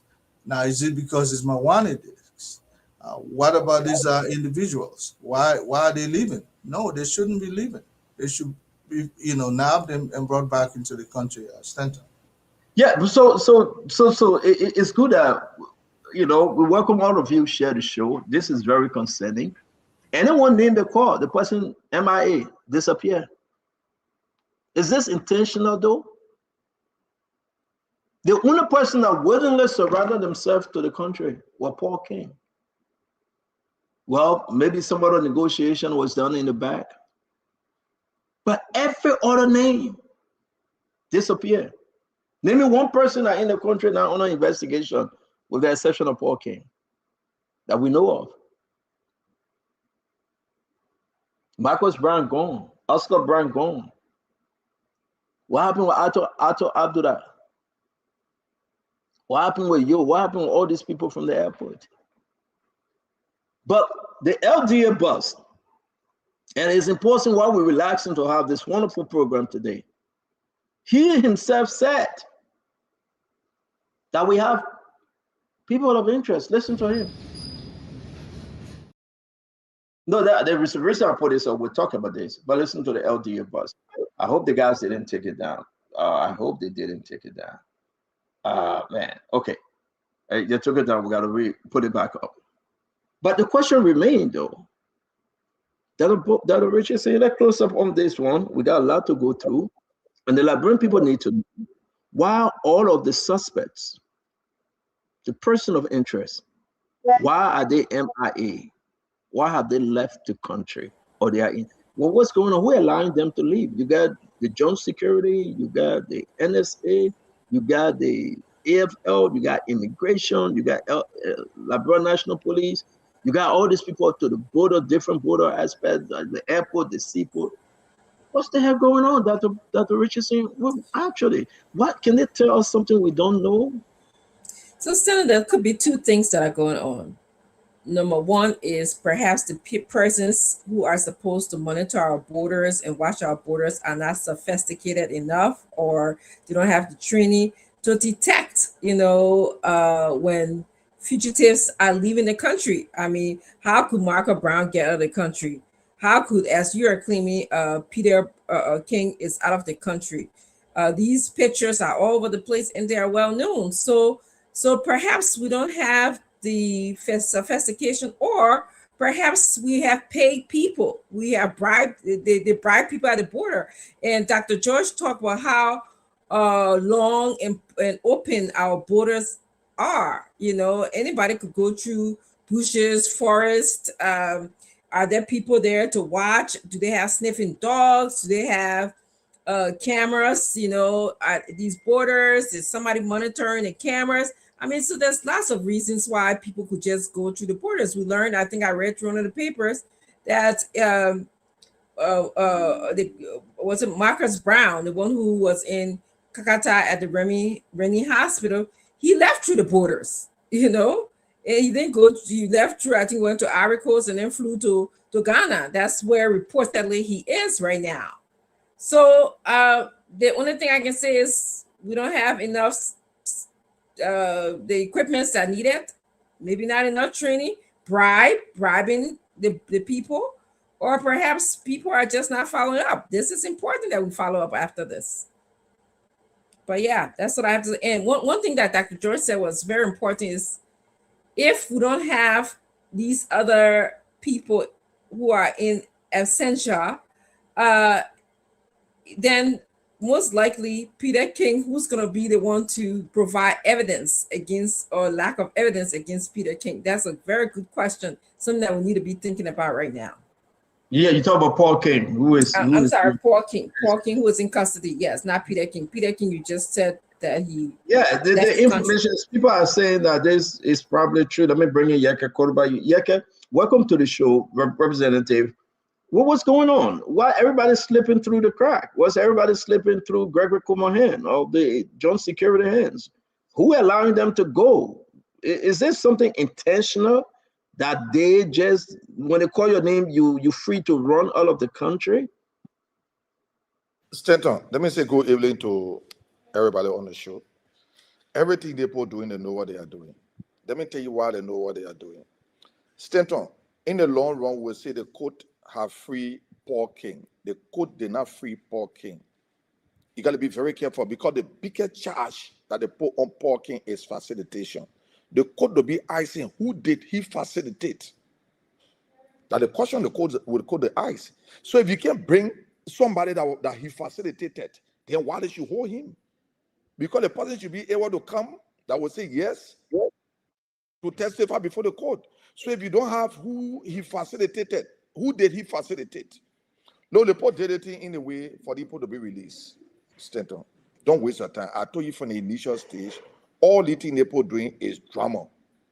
The fact that they put all those charges at the end of the day, they put facilitation. The facilitation is for the court to have him released because there will be no ground for the court to hold him on. If something is found in Stanton possession, Stanton should be charged for being in possession of it. Not to say Stanton facilitated. Who did Stanton facilitate? That what the court will be asking. Who are you carrying before the court to say Paul King facilitated this person? Because you need to have the person that will be that they will have to facilitate. Gregory Coleman want to be NSA director. He want to be immigration boss. He want to be fire service director. He want to be DEA boss. And by law, all those institutions are by themselves. They do not report to Gregory Coleman. But Gregory Coleman is behaving that he's a justice minister. You saw the fire situation. Gregory took over the fire situation. Where was the fire service director? Look at the drug situation. Look at the drugs, the DEA boss sitting. Like he's not nobody in this picture.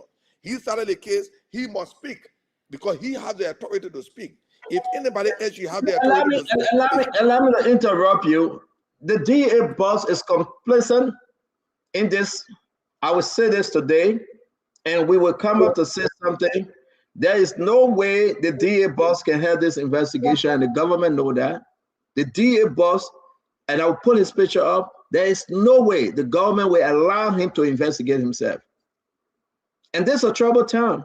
That's the reason why he said he was resigning. And later on, he retracted that resignation. What we are as far as I'm concerned, up to now, the DEA boss has resigned, but it's still holding him up to the position. Stanton, tell the Liberian post, say, look, this man cannot help this play. He's the one supposed to speak for DEA. He can't speak right now because of his involvement. You keeping the Liberian post in doubt. What you expect the Liberian post to say? They will say their own things. Then you hold them responsible for it. If the man is involved, tell the people he's involved. Stanton, as long as the national security, the joint security hand in the drugs business, the drugs business going nowhere. We'll talk, get tired. So again, Dr. Bubler, you want to end this thing? We got to move on to the next thing. But this is important, ladies and gentlemen. Thank you for sharing the show, joining us. Some people are very serious as to where are the folks. The government said they're calling for Interpol, they're calling for that. That's also blah. They remain simple. Just where the people would be in the country, right? Marcus Brown was in the country and he slipped out. Then you're looking for Interpol. And you're looking for Interpol. The man was right there. You have the people in the country. Tell the Butler what's going on. The people in the country, and now we're looking for them. So again, I want to say something, and I hope I shouldn't push myself, but people are involved. Directors are involved. How long should we give the government before we start calling those people names? I'll give the government up to tomorrow program, and we'll have to call their names. Today, they were to be on arrest. The Gregory Coleman are going to make some arrests today. Today, Colonel Gray. It was said that Gregory Coleman made some huge arrests. But people in the back, again, stop it. We will call Snow push you to call it. Colonel Gray, I told my reporter to be stationed to 1 or 2 places that we know they were to carry on the arrest. They said Senator, let me say this. One of the reasons why people like us will now be X factor, will now be brought into any security garment is because there's a tirade around the security, our national security. We don't have a commission joint security. There's no way I could be head of an agency and allow Gregory to speak on my behalf. Hell no, it can't happen. You understand? So they will now bring somebody that will be an X factor. They'll bring somebody who they can pull by the nose. I mean, why should Gregory Coleman be speaking on behalf of the LDA, but that's an autonomous agency by itself, so to speak. You go to the NSA, it's another autonomous agency.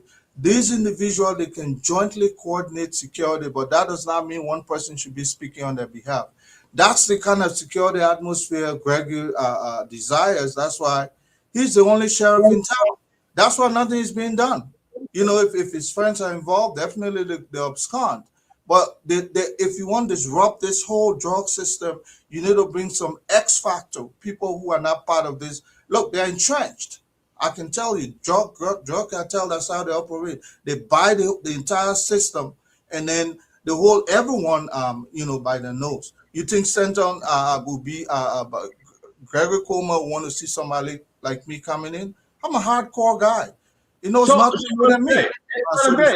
Colonel Gray, right now we're talking about you and getting in there, but let's talk about what we have, right, Colonel Gray? Yeah. And I was going to Dr. Bople on this. Dr. Bople, again, as much as we do what we can do here, live platform, but this is raising a lot of concern. Dr. Bople, our guys were stationed. We received the tape. They were to be on the rest today. All day, it went flat. What changed? What happened? So I'm not clearly, what changed because you're not in the government, but I'm asking you, and you know, when this thing come up like that and they say no, it just died down and the waiting game, and people are just leaving the country. So here's what I'll say, Stanton. First of all, I agree with a part of what Colonel Gray said about joint security communication. When matters like this cut across the security apparatus, you have coordination, and you have the joint security lead on this matter who will be speaking. It's just not, you know, police person talking here and there, because it cuts across. You're talking about immigration, you're now talking about people fleeing, you're talking about drug enforcement, you know, you're talking about the prison system. So joint security, you coordinate, you talk amongst yourself. When you stay in front of the public, you say something, everybody on the same page. But, you know, in our system, as you well know, people try to run ahead, get attention, all these things. So anyway, here's the key thing. Okay, first, I said earlier, I say again, we don't have enough evidence yet. We're looking for it. But here's the good thing. So last night, I think it was last night, what's his name? Senator Darius Dillon came on the show from where he is in the UK and spoke very forcefully. I appreciate Senator for saying that. We'll follow this wherever it go.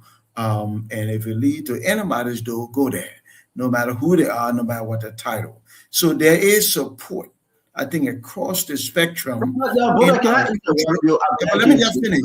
Please, but let me just finish. Hold you to that long line. Wherever you go there, right? To me, that a Boble, that Vlad. The people that say, not Delon now, that a Boble begging, give me 10 seconds, not Delon. But the main people that say wherever they go, will follow and go there. They're in the back, the person saying, let the people leave the country. So we're going to enter homes. We're going to enter I want to homes. respond to what Dillon said. I know the other people. I respond to what the senator said.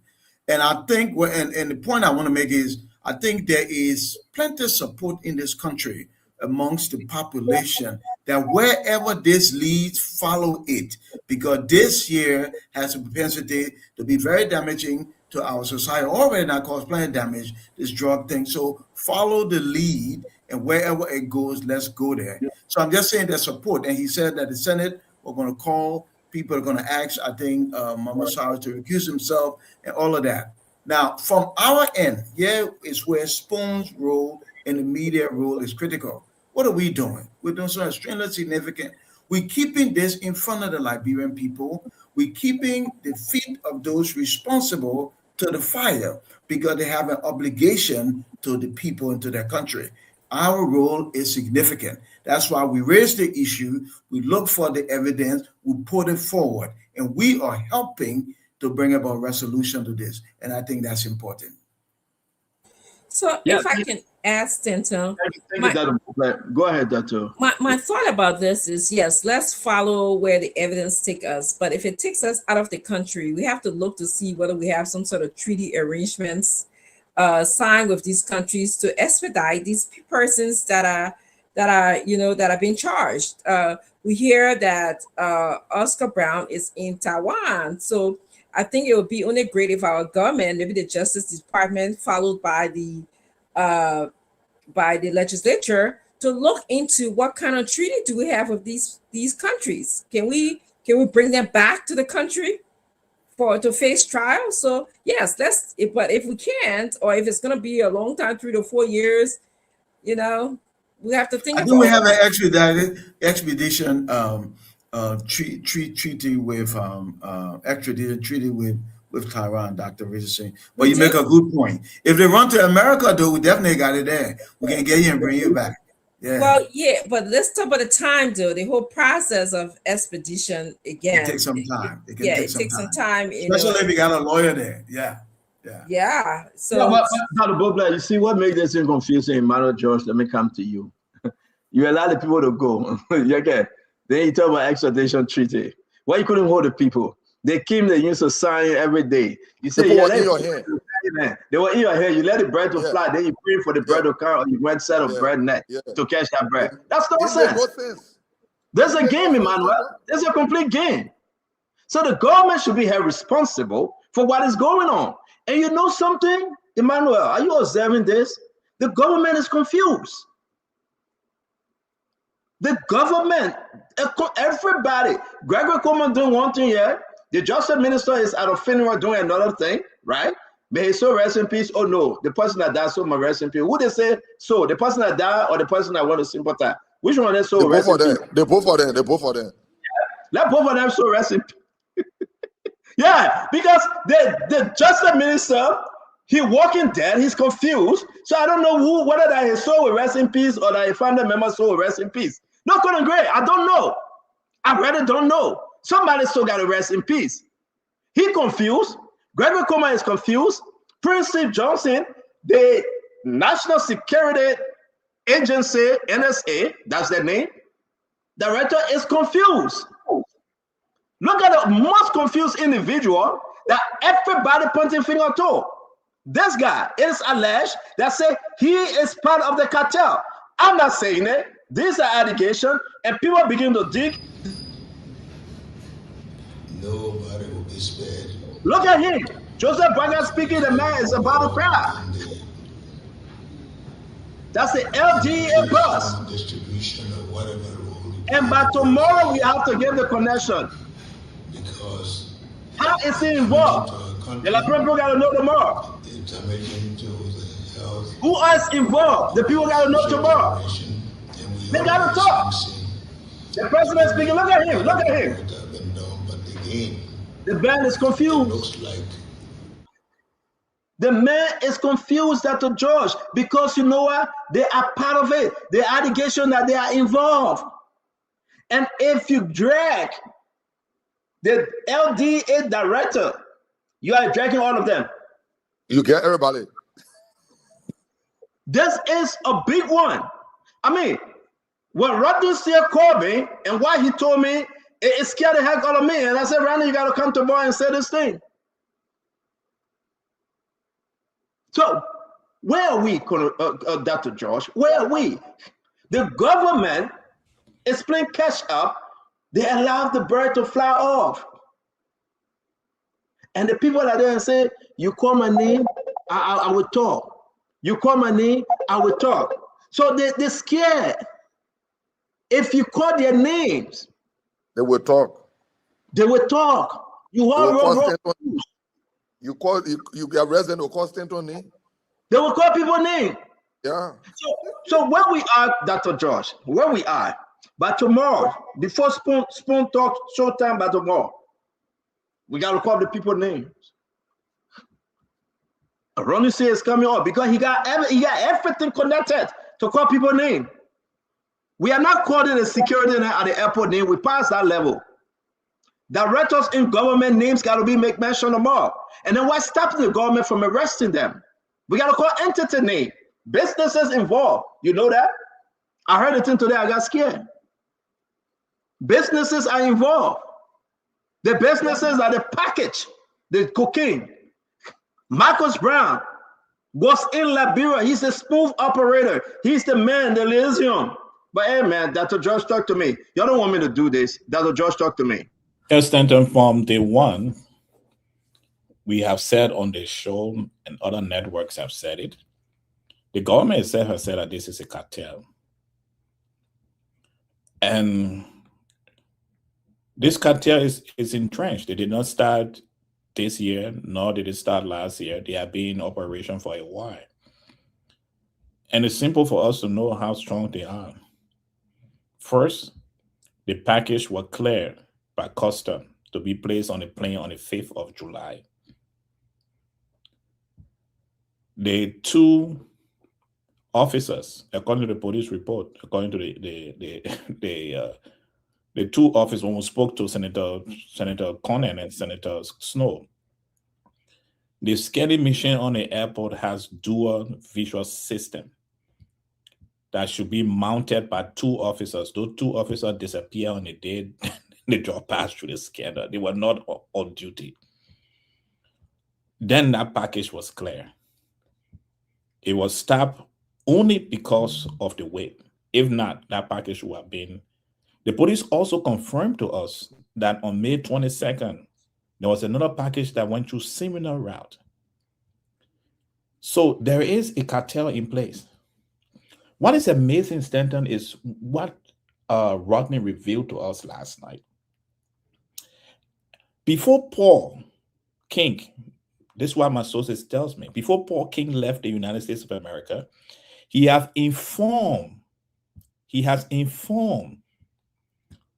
the authority, the investigative authority about the CCTV that shows a bar, Emmanuel Bar. They got to know about Michael Brown. They knew before Paul King came to Liberia, so they had the information. The investigators. Emmanuel or Rahim? No, Rahim Bar is Michael Brown. Then there is Emmanuel Bar. He's the one who paid the money at the UBA bank. And they captured him on CCTV. So the police had him. The investigator had that information long before Paul King came to Liberia. He have shared that with them. Now, last night, Rodney C. informed us that it was about 4 days ago that Michael Brown left the country. He was in his girlfriend's house in Monrovia, and he left 4 days ago. So yes, this thing is entrenched. This thing is scary because they had the information before Paul. So what stopped them from naming Michael Brown and Emmanuel Bar as person of interest when they were in the country? When the name became public, that when they disappeared, they left the country because they were pinched to leave the country. Now, the challenge again, how unserious we are as a country, and I know people get angry with me when I say this. We have been owing Interpol. Let me get my numbers correct. Between 2004 and 2018, the Liberian government owed Interpol £356,554. Between 2000 and 2025, the Liberian government owed Interpol £301,315. Because of that, Interpol were refusing to work with us. My people listen to me. The president car, we paid $2 million for it. But the people that are supposed to help us to investigate and support us to investigate international crimes, we refuse to pay our dues to them. That's how unserious we are as a country. So now we are asking for international help, but we are deeply indebted to Interpol. $350,000. Let me put it into the US, $350,000. When 1% of our population is carrying about 60-something% of our budget. Yet they say the thing that is extremely serious to us, important to us, we refuse to pay $350,000. In fact, we call the people to have a negotiation with them. And they canceled the debt of 2004 to 2018. Now we owe them £350,000. Why we can pay that money? When we're paying thousands of dollars, president traveling every week, we know what he's traveling for. Going on field trip and excursion on Liberian people money. So yes, Stanton, this thing is entrenched, and we are serious. I agree with you. Seriously. I agree with you, Dr. George. It's also important for us to tell our folks that I really want to ask, though, right, Dr. George, while we end this with you, it's even more important to know that the lawmakers are getting involved. Marcus Brown disappeared. He was Chinese super ninja. He disappeared from prison. Nobody knows where he. We confirmed today that he was paid for.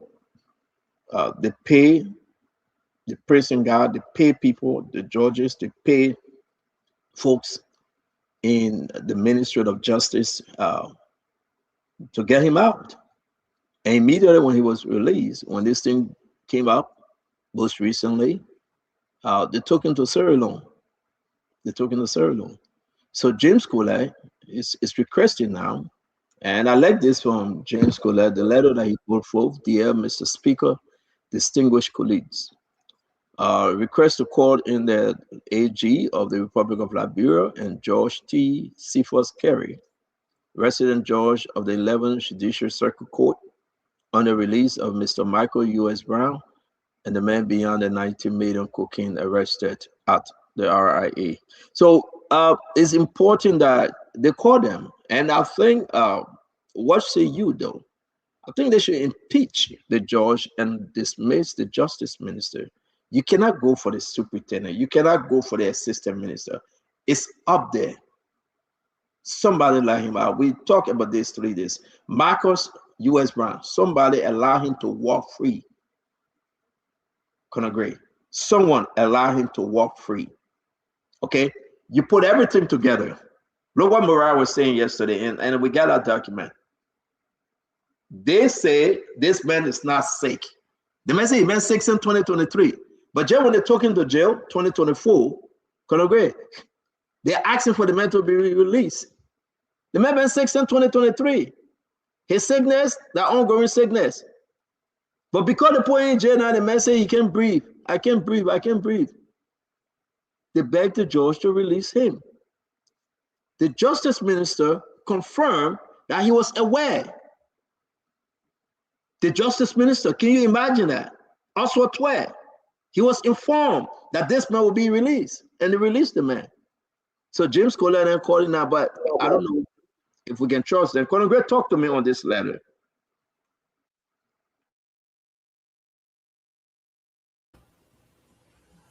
Well, you know, Stanton, when it comes to release of prisoner on humanitarian grounds, whether or not they are going for medical or just, you know, just to make sure they're placed on supervised release.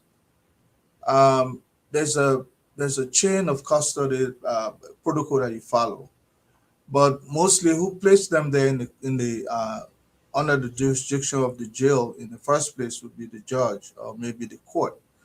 So the Minister of Justice in this case cannot even request that that individual be let out on humanitarian ground. It does not have that jurisdiction. It lies within the court. So we have to find out which judge gave them that release, because, and how did they arrive at that determination that this guy was sick and unfit to be in jail? There has to be some expert medical opinion based on that. That letter you showing there should accompany that release from the doctor. The doctor has to say, well, his life will be threatened if he's there. Even at that, they will still place him under custody, but he'll be under supervised custody, in the sense that you can be in the hospital, they will stay chain you to the bed. That's how it goes. That's how far you are, because you are jurisdiction material to the court, not even to the Justice Department. So I don't know where the Justice Minister is involved in this. If he gave the release, then he crossed the chain of command. That's not his role, Stanton. Thank you. Let's come to you, Yaket. And we're going to give this news coming up from Mahmoud Cyrus that he have recused himself from the investigation. We will read it. It went out on his page. And the importance of the media, the Liberian people got to know And let me just put it in the chat room. He put this on his Facebook page. A very long document here. It's good that we flag it because it's only important that this is what we are calling for. It's in, yeah, there you go. There you have it. Mamo Cyrus, this is from Mamo Cyrus. Mamo Tanukoli Cyrus for immediate release. Today is July 7th, and it's in the chat room, Dr. Bople. Let's read it. I like the part that he said that that he was going to, the pressure came on yesterday. The pressure came on yesterday. Let's just flip this thing quickly. Not Conor Gray, Yeke. If you read this document that been up for 5 hours now, it's good for us to flag it. Like he's saying, you know what? He resigned from his position as general manager. Let me go further to see whether he actually recused himself or he gave a reason, because today on the floor, they're waiting for Senator DeLong according that Mamo Cyrus should step away. He listed a lot of stuff. I'm reading the document. Someone just sent it to me and I put it in the chat room. He's at Rawa International Airport, including a contract assignment related to GLS Menges. He's saying they have a contract with the company, the Paul King's company. The responsibility involved, blah, blah, blah, blah, blah. Those responsibilities fall within the statutory mandate of the competent public institution. Before we come to you, Yeke, Dr. George, though, with everything Mamo Cyrus is explaining here, Dr. George, the only thing people see and they are talking about, my man, stop the planet talking, just recuse yourself. You cannot be heading the investigation, right? And your company working with these guys, the GLS company. Do you think, is that something missing from Mamo Cyrus? Oh, yes. And for full disclosure, I know Senator Cyrus. He was one of my students when I taught at IBP as a visiting assistant professor at the University of Liberia. Stanton,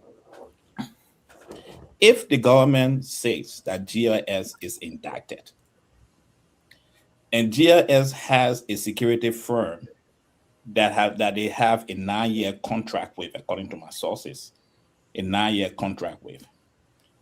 And that security firm is owned by a senator in the Liberian government.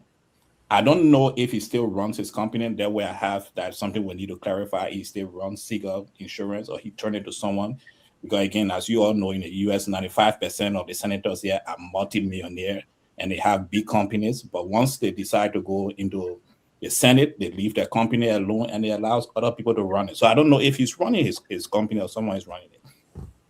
But if we want to agree with the government that GLS is indicted, that so GLS let me hold on real quick. And it's good that we read the letter because somebody sent the misinformation, but he's saying that he will remain.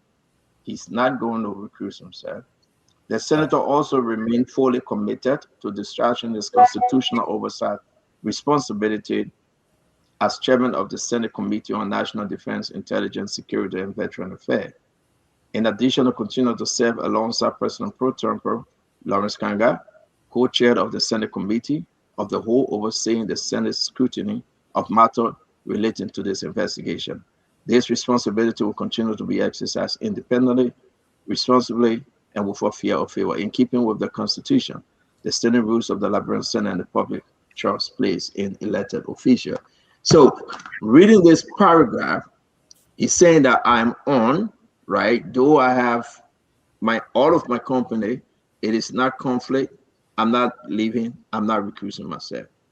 People saying then to you, Yombi Kanga, what are you doing? They don't call yesterday and say, no, he must go, right? Snow said he must go.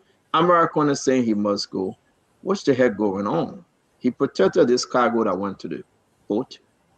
His security people protected it. You come up to say maybe he assigned the company to somebody else. So what? Is that an excuse, Emmanuel George? I say I don't know. I'm not giving an excuse. I'm saying I don't know whether there was someone operating his company beside himself because people do it all the time. But yes, I agree that the honorable thing for Senator Momo Cyrus to do is to recluse himself. Because let's see the facts, Senator. This is the facts we have in front of us.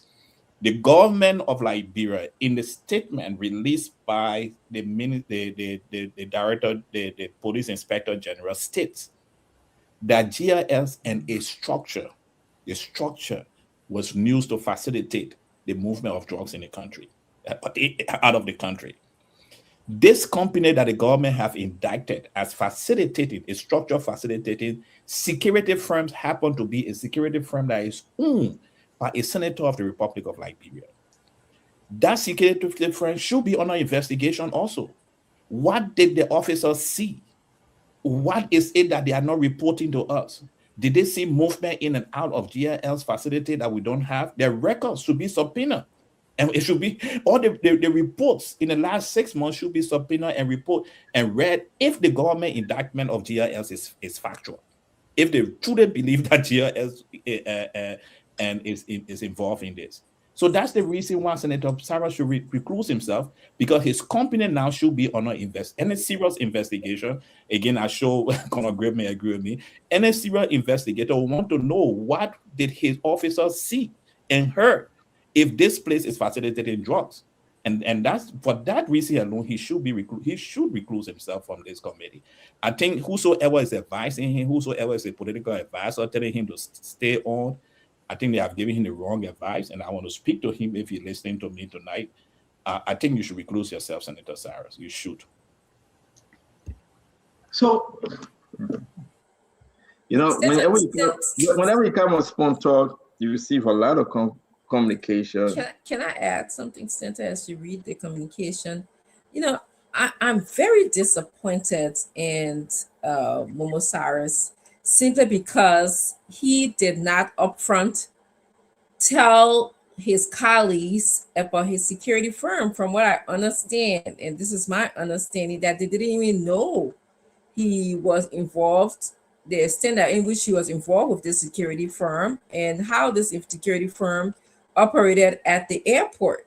They didn't know this. So it's even more disappointing to me, that you knew this information. You were on the Senate Security Committee, and you didn't even verbalize that to your colleagues. They had to do other searching, dig, and find out that you own this security firm.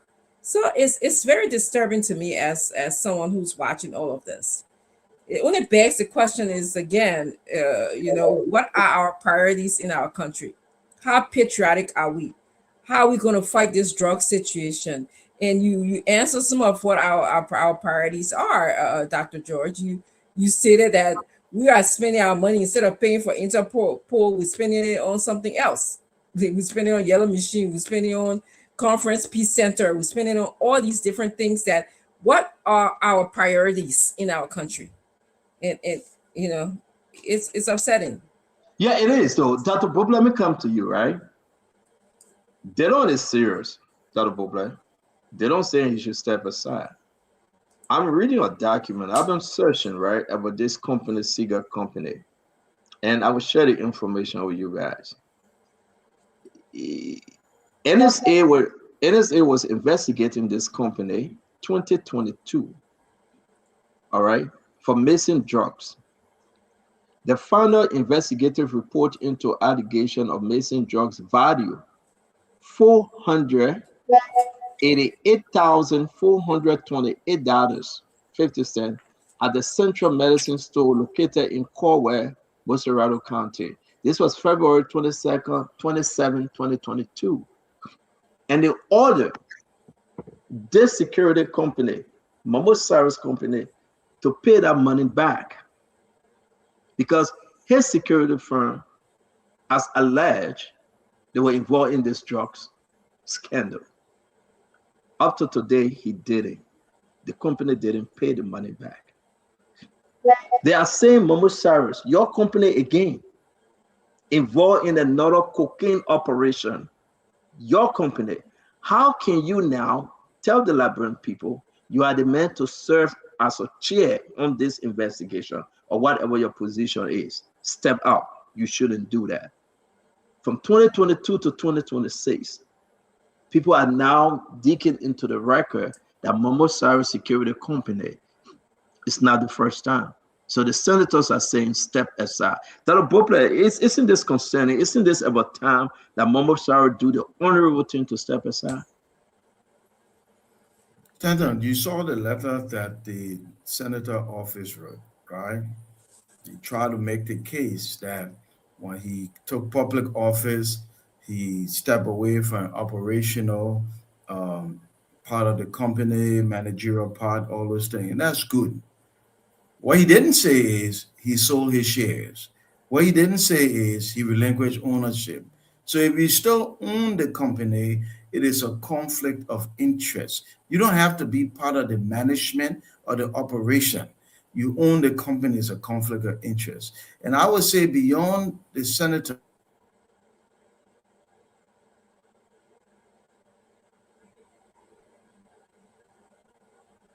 All right, I come to you, Yeke. We'll bring Dr. Bobler back once he reconnect. Yeke, let's come to you. So, Stanton, I think the senator should do the rightful thing by distancing himself from this investigation and let the investigation go on. So, Stanton, so when you look at the thing critically, you see, if you be holding people for facilitation, it should be people that SIGA company then. SIGA security company should be held for facilitation. Because they will ask who the SIGA facilitate. SIGA facilitated Paul King.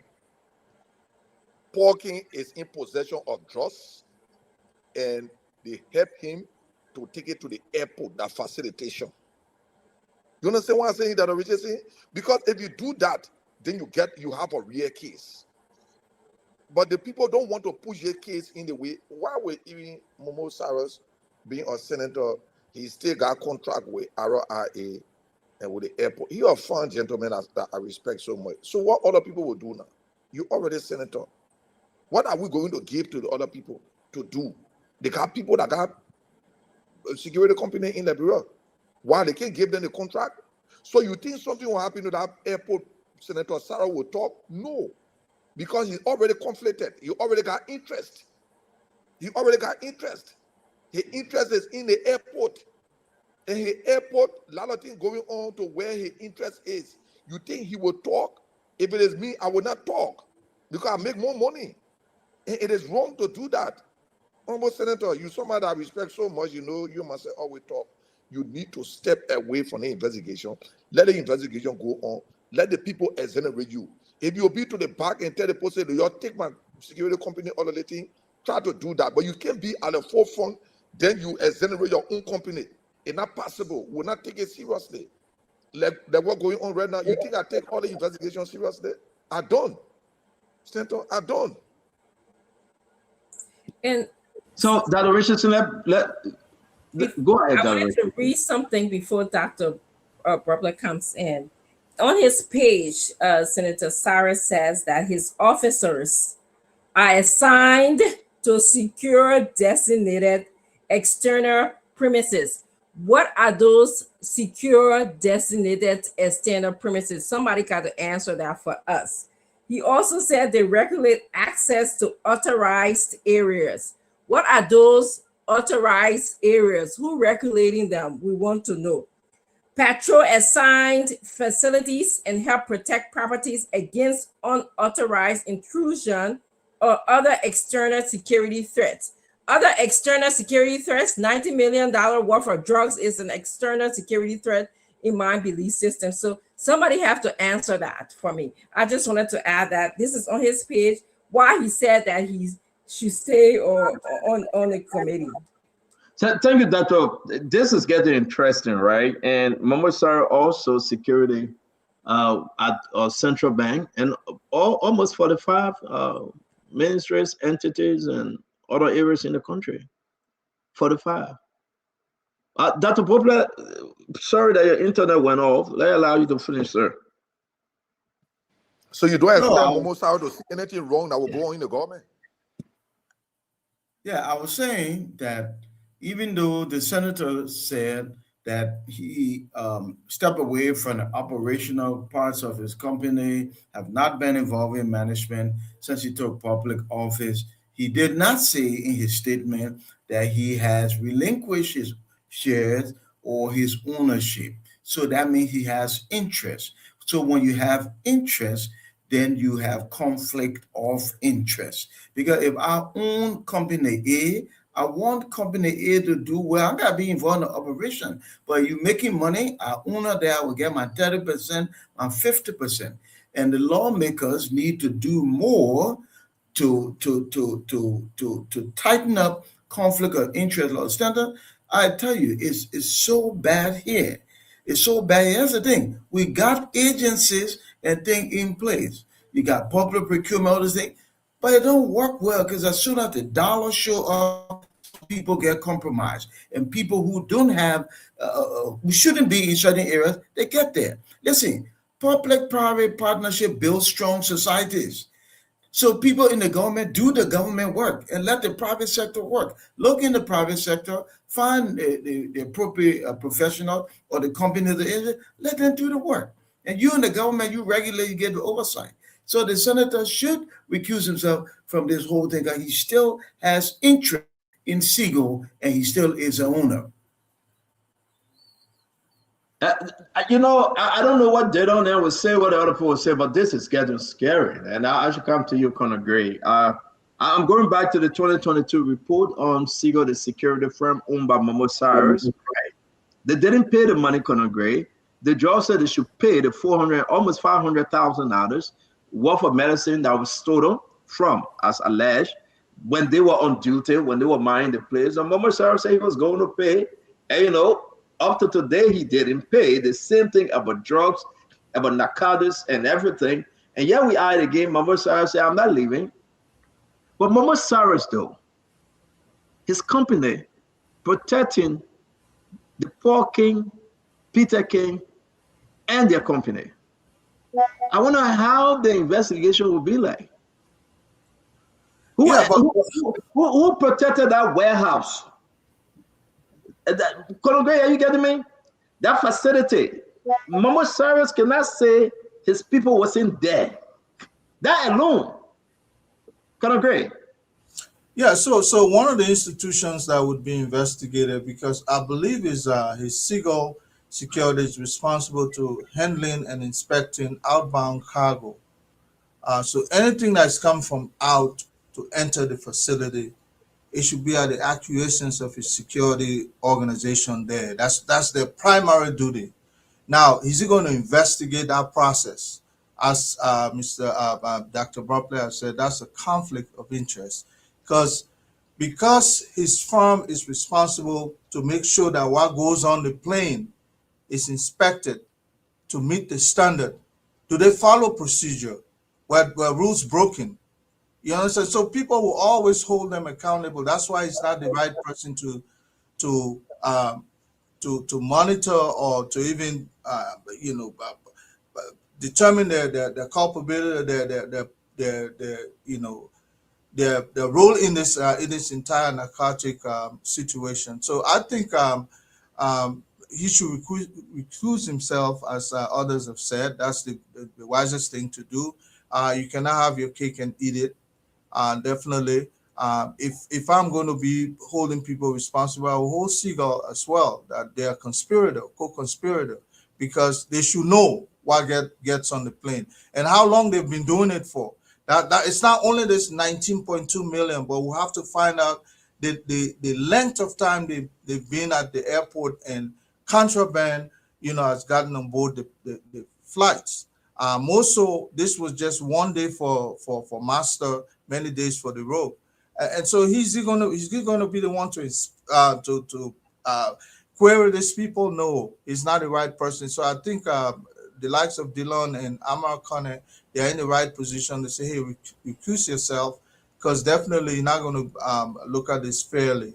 But I think those people are doing beyond security. They too are involved in this, if you want to look at it from another perspective. Stanton. Yeah, don't welcome Acid though. Acid, thank you for joining us. What say you? I have to put this up as it will come to you. But this is Republic of Liberia, the National Security Agency, White Plains, Massarauga County, right? This is the document from the investigation. Let me put it in the chat room. All right, and these things are concerning. I'm going to just drop these two in the chat room because it's part of the NSA document. I don't know how I have it. I don't know how it can come to me. But these are some serious issue here. Is it in the chat room? I want you guys to read it. I think I did it and I put it somewhere else. Let me go ahead and put this in the chat room quickly. Now, folks on the radio land will read it for you. It's a lot of problem, from one problem to another problem. These guys are not giving us chance to breathe. All right, they're saying there you have it. Subject: final investigative report into allegation of missing drugs value at $488,428.50. That the drugs value. USD at the Central Medicine Store located in Corway, Mossorado County, Republic of Liberia. Date February 27, 2022. At that location, you have Mamo Cyrus Cigar security people working there. The investigation went on to say they were held liable, that they should be able to pay this money. People asking, well, it didn't say Mamo Cyrus security. Read this document. It's very clear. The SOP specifically empowers Cigar to check every vehicle entering and leaving the facility without exception. Security right there. The security expert Oswald Agency of Liberia, Cigar, has a contractual agreement with Central Medicine Store through one of the partners, Global Farms, to provide 24 hours security services. This was on them. The document is a huge document. They asked them to pay. Today, Mamo Cyrus and his company have not paid that money. The lawmaker then say, my man, your company is in some serious trouble. But this is why it gets so interesting. Mamo Cyrus company also is a security company hired by what? That Richardson, listen, Kenya Airways, Ethiopian Airline, ASKI Airline, and other airlines to provide screening services for them at RIA, as they do. Mamo Cyrus security, providing security. Then Mamo Cyrus want to tell the Liberian people, he not leaving this thing. Yes. They hire to screen departing and arriving passenger inside the departure and arrival halls of the airport. So Mamo Cyrus have some explanation to give the Liberian people. Asa, take it away. Well, Son, thank you. Hi to everyone. You know, I didn't actually read the statement put out by Senator Cyrus, but this is simple. The reason why his company was held liable in the case he just put up is because it was his responsibility to provide security at the facility. Or this can also be equated to this cocaine issue we're talking about. If his company is the company meant to provide security, that means you are knowing what comes in and what goes out. So if anything comes in wrong, we will hold you because it was your responsibility to ensure nothing comes in wrong. So I'm not sure what would be the defense from the senator. Now, from what Dr. Brooklyn said, without me reading it, it does seem to me, though, that he said he is not involved in the day-to-day management. But, well, that's one thing. It didn't say to me that you don't have a stake or an interest in this. Let's put this in a layman understanding. If there is company X here, and that company X is involved in youth affairs, and I'm the youth minister or the youth chairperson at the legislature, when I have to impose any tough regulation, I will ensure it is a little lessened because I have an interest there. If there is certain thing I needed to do that will be holding people involved in youth activities accountable for a certain thing, I will be soft because I have interest there. That's why they call conflict of interest. The senator serves as the chair on National Security Committee, and he has a firm or an interest in a firm that is involved in the security sector. One who understands very simply, you don't need to go to big school or big book, that indeed the senator will not be at the level he should have been had he had no interest anywhere in the same place where he serves. So this, in my view, is a common thing to understand. Like Rodney said yesterday, which I agree with. I'm not going to accuse the senator or anyone of being involved, but the issue of accountability should be the hallmark of our governance process. And in my view, the senator, because he has, or by his own taking, he has had an interest into that same place being investigated, I don't think he should be part of that investigation team. If he had 10 questions to ask before, my best guess is he will be asking 2 because he too does have an interest in there. I would think that would be the right way to go. Step aside. Across the world, we will see the senator not being involved or recuse himself and letting the thing go on so that the people can trust can trust the process and ensure whatever comes from there from a fair and transparent angle. But in my view, the senator should not be involved into the investigation into it. I just wanted to also. This is very simple, right? And it's just getting frustrating though. I mean, Mama Sarah is a well-educated man, right? Mama Sarah is fine. He got businesses all over. Well, how can Mama Sarah say, I'm not going to recuse myself? The guys that I hired my company, the guys that gave me the business, I'm going to question them. How can anyone believe that that would be a transparent way to go? This is Senator Mama Sarah from Lofa County. Why all the Lofa people, that Richardson 1 minute, I beg you, man. Why all the Lofa people giving all hard time? Yeke Kolubaya give all hard time. President Broka with $10 million project give all hard time. The Guinea at the Bodo again. Thomas Farah giving all hard time. Clarence Moluba, Clarence Massacre Vet with Thomas Farah. Mama Sarah, the senator, they're giving all hard time. What actually going on? Why these guys to be so stubborn? To be frank. Gafan is giving a hard time. He's making the country hard as finance minister. You know, what was actually going on, folks? This is an embarrassment. How can Mama Sarah say, I'm not going anywhere? But Mama Sarah, we wish you well, man. Do the responsible thing. Step aside. Dylan is right. Snow is accurate. It's 100% right. This is an embarrassment. You cannot justify this one. No way. No way Mama Sarah can say I bear G. This is not about bearing G. Your company is involved. Your company escorting these cargoes. Your company entering the plane. You know people at the airport. I mean, it's about time that somebody speaks sense to Mama Sarah.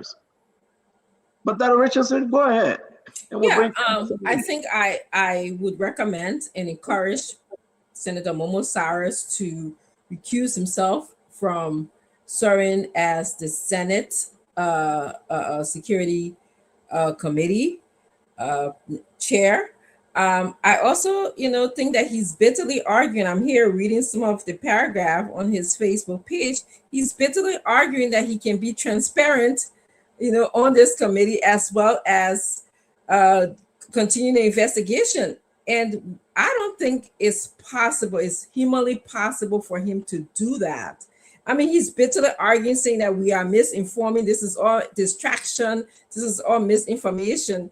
And I like you said, Stanton, I think, somebody should encourage him to seek wise counsel on this, that you cannot. It's impossible for him to do this. And second thing that raised a lot of concern to me, that his company was involved in a $488,000 drug missing from a drug store or whatever. But yet and still, he still remains in the Senate. People didn't ask questions. So I'm just wondering about our country. Where is our priority? I mean, now all of this is coming up, but what happened previously? Why was he still in the Senate? And he was investigated, and allegedly it's found that his company was responsible because they had, as Ado explained, they had the responsibility to check vehicles entering and leaving. So they had a role to play in this missing drug situation. But this man continues to be senator for our country. So, it's exposing our country. This whole situation is just exposing our leadership. That's what I have to add. Thank you. Yeah, I want to say to all of you, if you follow Momo Cyrus, because a lot of digging is going on here, this will be shocking to some of you. He served as head of NSA at the Rabat International Airport. He used to work there as an NSA agent. I see you shaking your head. That's the reason why he know the in and out of that airport, and his security firm worked there. Momo Cyrus used to work at the airport as an NSA agent. He was the head agent at the airport, right? Can you imagine that, though? And that's the same Momo Cyrus now have the right to shape his company now, to befriend his company, right? Moving cargo in and out and telling us, we Liberian people say, I will bear G and stay here, I will investigate. Momo Cyrus, you are conflicted. You cannot bear G. You are conflicted. There's a problem here.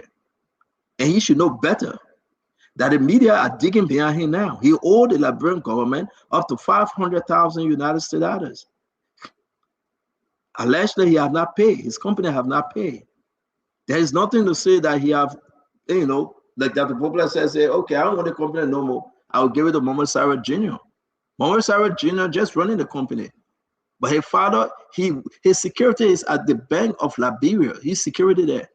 All the airline, Farmington Hotel. He's security at Farmington Hotel. He gets security over 45 entities and ministry.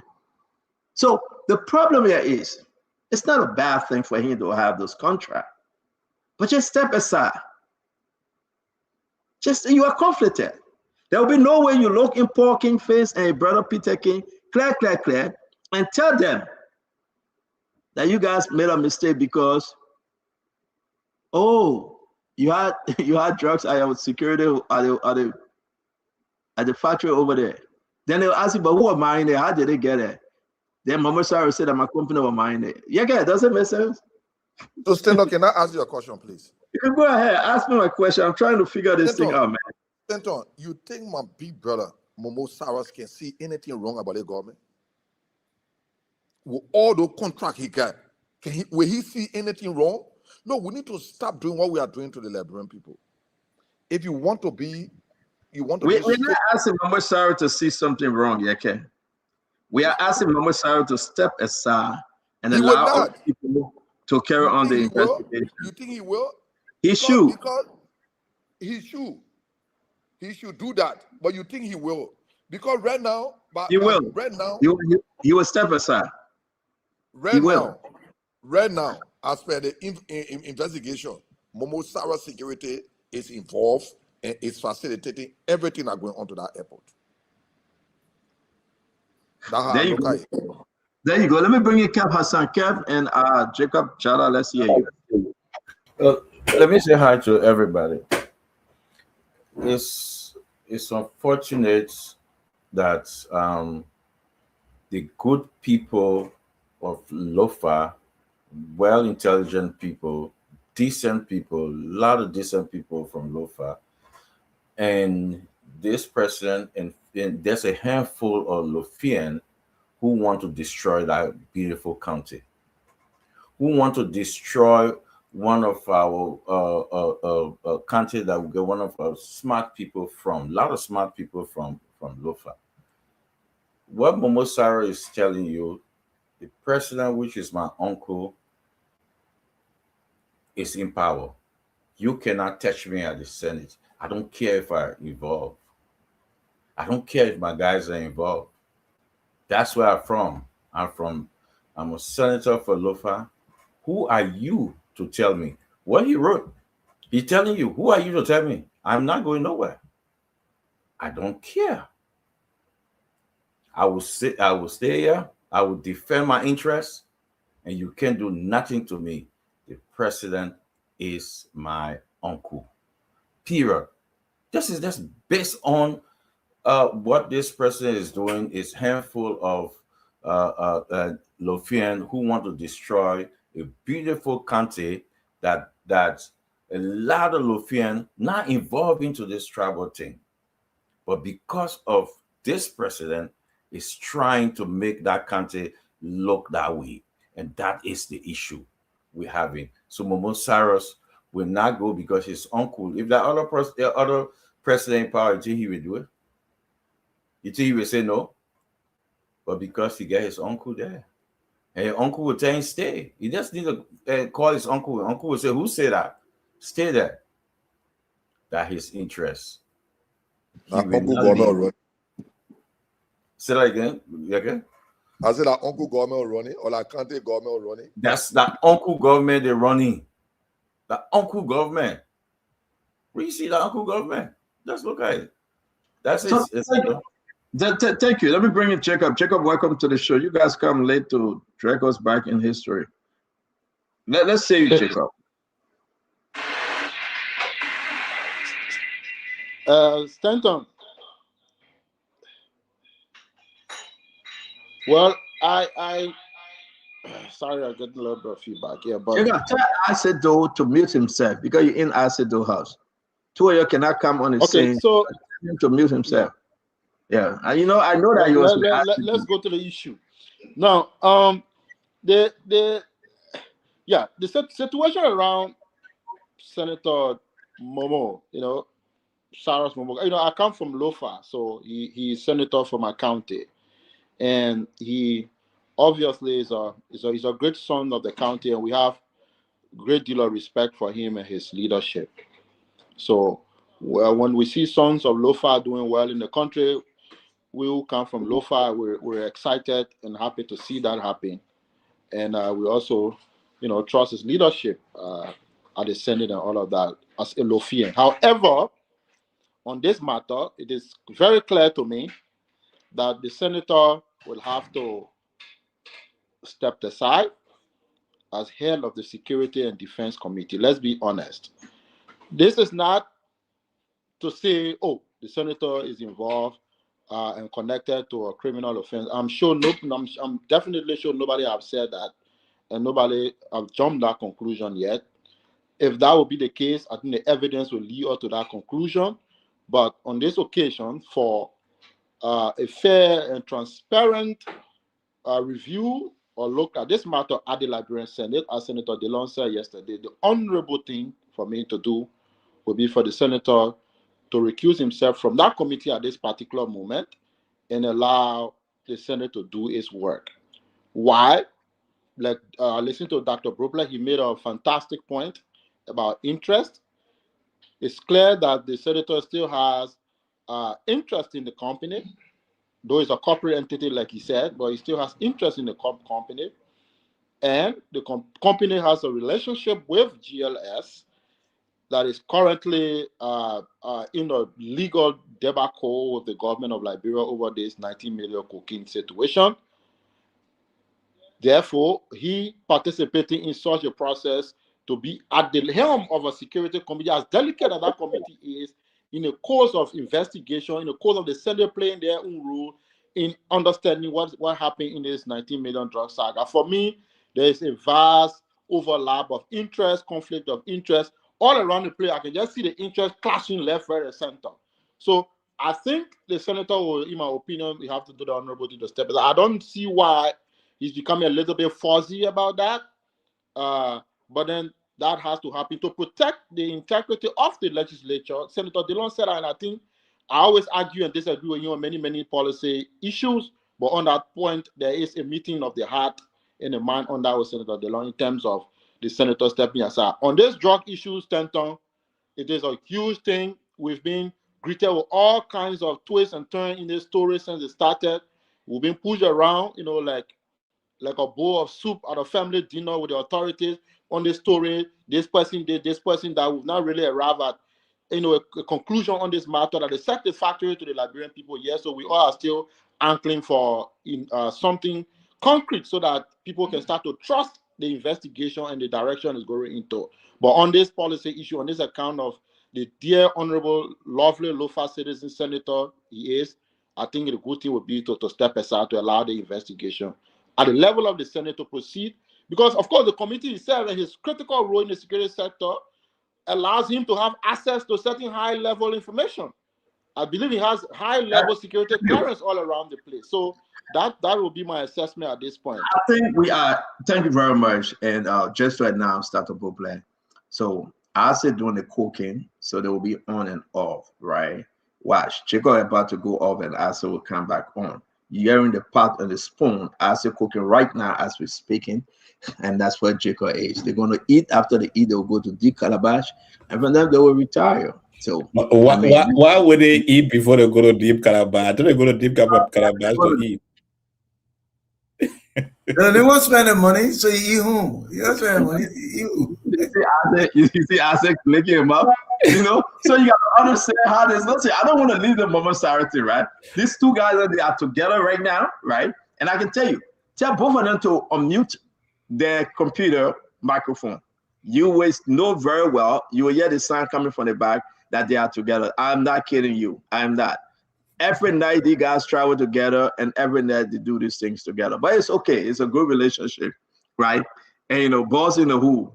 And, you know, I heard that, you know, anyway, I'm not going that title. But not only full people can get to Dick Calvaso.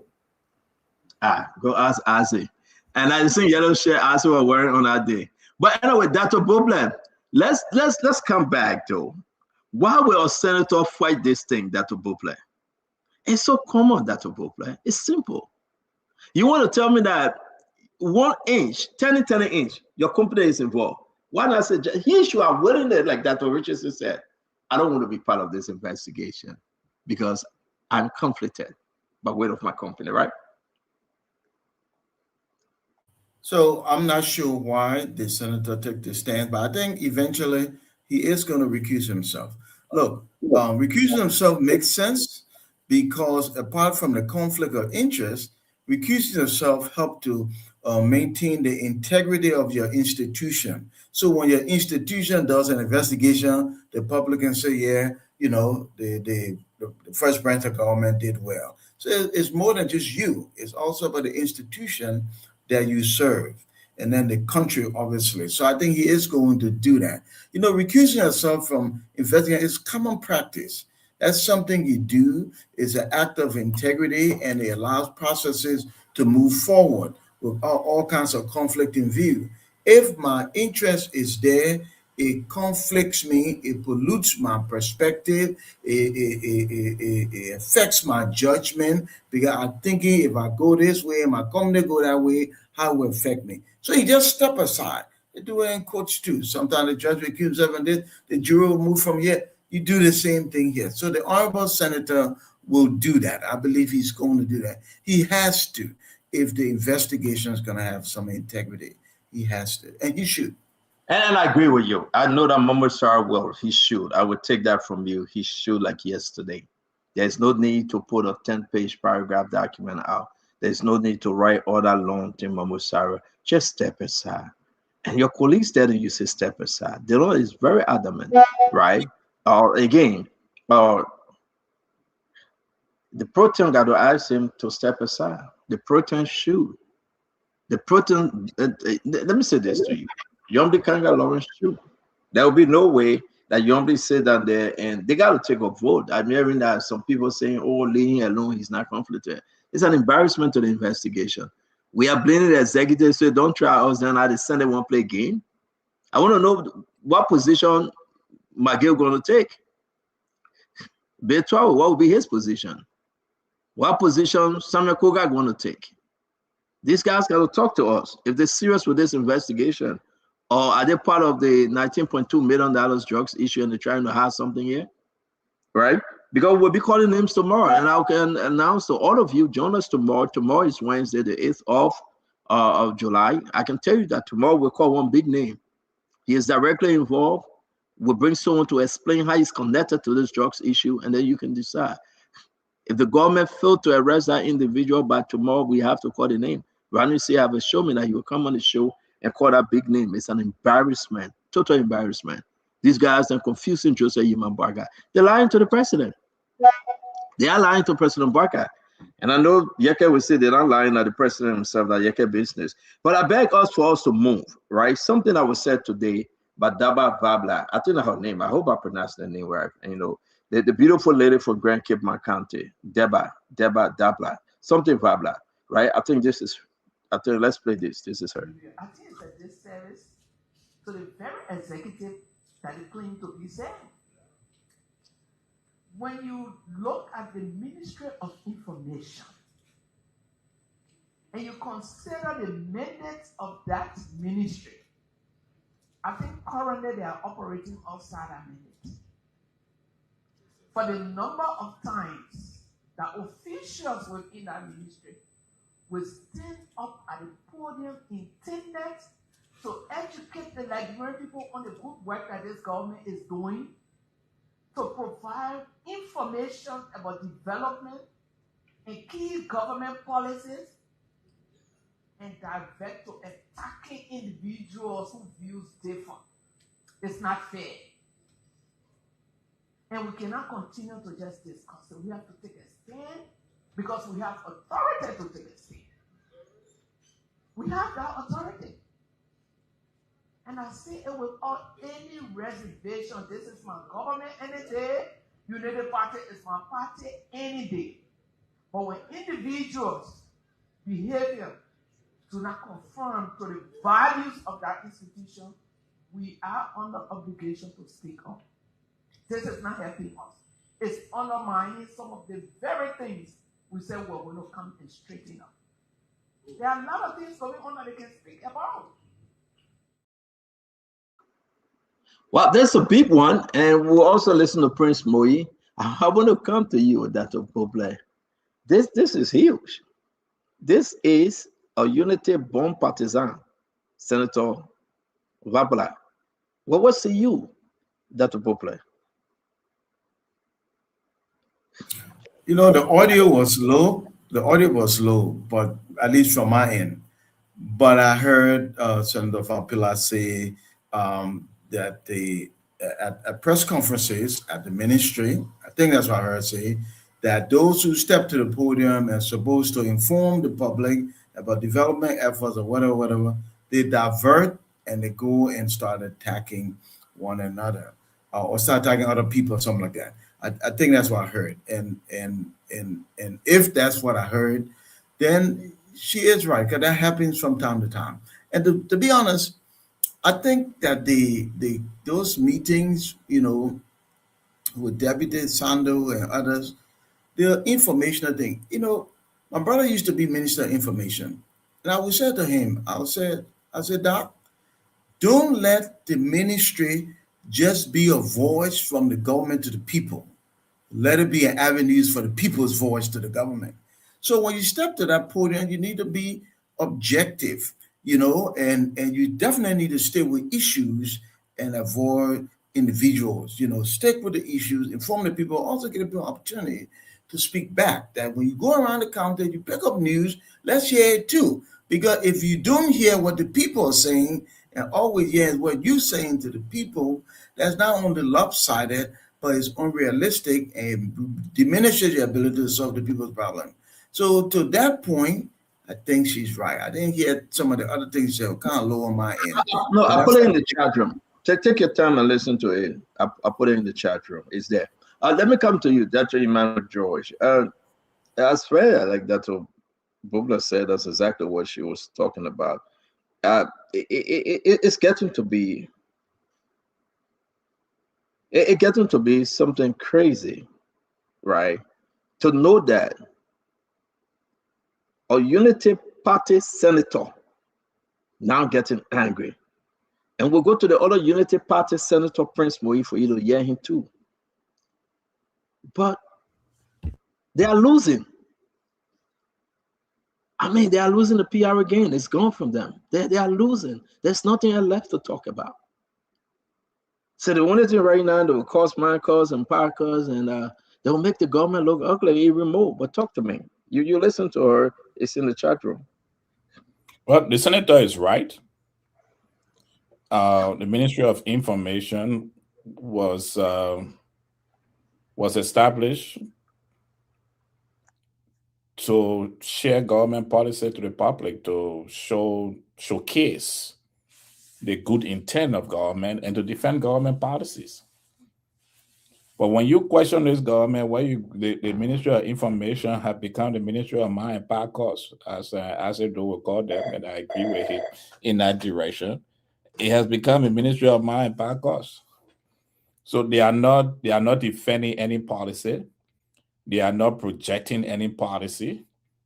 I think they spend the night and the day looking through Facebook and other media to see what a political leader have said, and come to the press conference to insult that political leader or any permanent person in the country that speaks against that showcase the ills of the government, instead of then counteracting it with policies and other things the government is doing. So it's frustrating.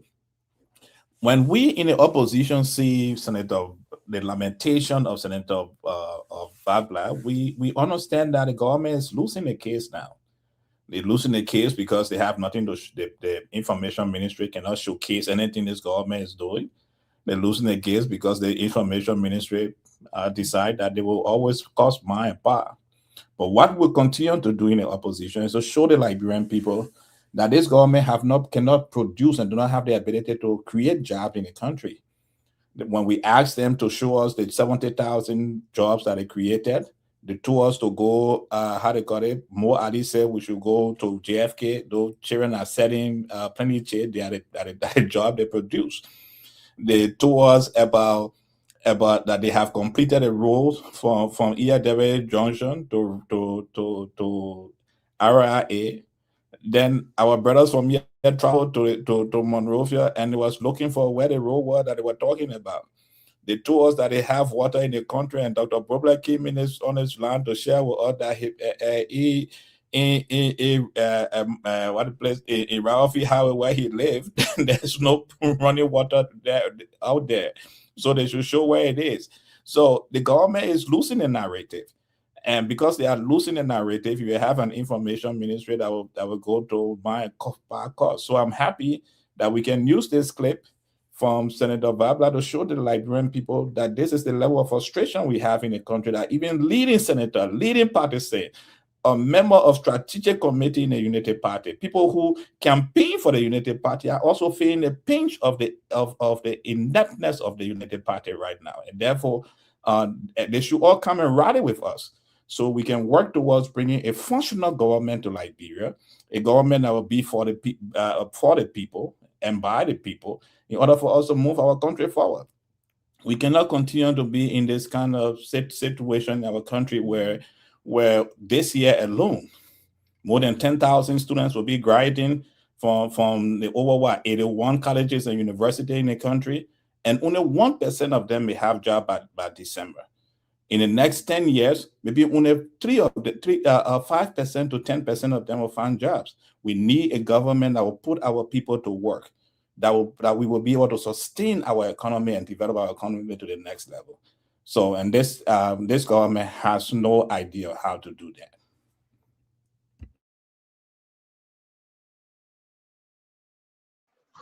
Go ahead, Conor Gray. Yes, Stanton, I think the statement by the Senator, Senator Vagla, is welcoming. But then I also think that it is incumbent upon the Senator to closely examine the term of reference of the Ministry of Information. Apparently, if she does that, she will know exactly why that ministry exists. Number one, among others, it's the official government spokesperson or the corridor to disseminate information from the government. If you ask me, sometimes where the conflict comes in is that there are other avenues, i.e. could be the LBS, or they have a magazine within that government functionary that will interact with the people out there. And their role also include to safeguard, making sure that the Freedom of Information Act is effectuated to a certain extent if people are looking to get information, they coordinate. But their role is to speak on behalf of government, primarily. And if somebody is disseminating information, they feel that the public relation is swaying away from them, I think their role is to step in and be able to to revert it to where it's supposed to go. But I don't know if it should be done by cussing, as somebody would say. You can still correct, because one thing I always say, Comrade Brockler, the brother of Dr. Brockler here, he was very effective in reverting the conversation in favor of government, and that's your role. And I think, if you ask me, that's where they need to master more. And I mean, the minister is doing well, but I think the deputy needs to find a very, somber way of bringing information to the public in ways that you can counter. Probably you need to learn more rhetorics, as somebody would say. But I mean, to come like you're temperamental, that's not the role that they should be. That's not the tone that should be delivering the message. But you can always counter what people say out there. That's your role. Bring it back to where it's supposed to be, as opposed to if somebody is misleading. So there were the senator needs to go back and look at their function. I think they're well within their limit, but maybe they're not using the right vehicle to get there. Yeah, but it's a problem here, Conagray, and I agree with you though. They can counter Asidu, Kev Hassan, CDC, ANC, Manuel George, Yeka Koluba, but they can do it on a different terms. They can do it, you don't have to insult. I mean, the more you do that, you weaken your argument. The government have a lot to show, right? The government can put video out there and show you. They get the morning show called Mika, the morning podcast. They get an evening podcast. They get a substation ELBS podcast. They get all their own. But why they are not getting traction? It's because they are the bad messengers. That's it. They are the bad messengers. Jeremy Pierre has served in that place under Madame Salif. He knows the terrain. He's just a bad messenger. You go bring the other brother, my friend Daniel Sano. When you just come back and say, I will just cost and cost and cost, you are not making any sense. When the people conditions are bad in the country, right? You cannot counter the argument.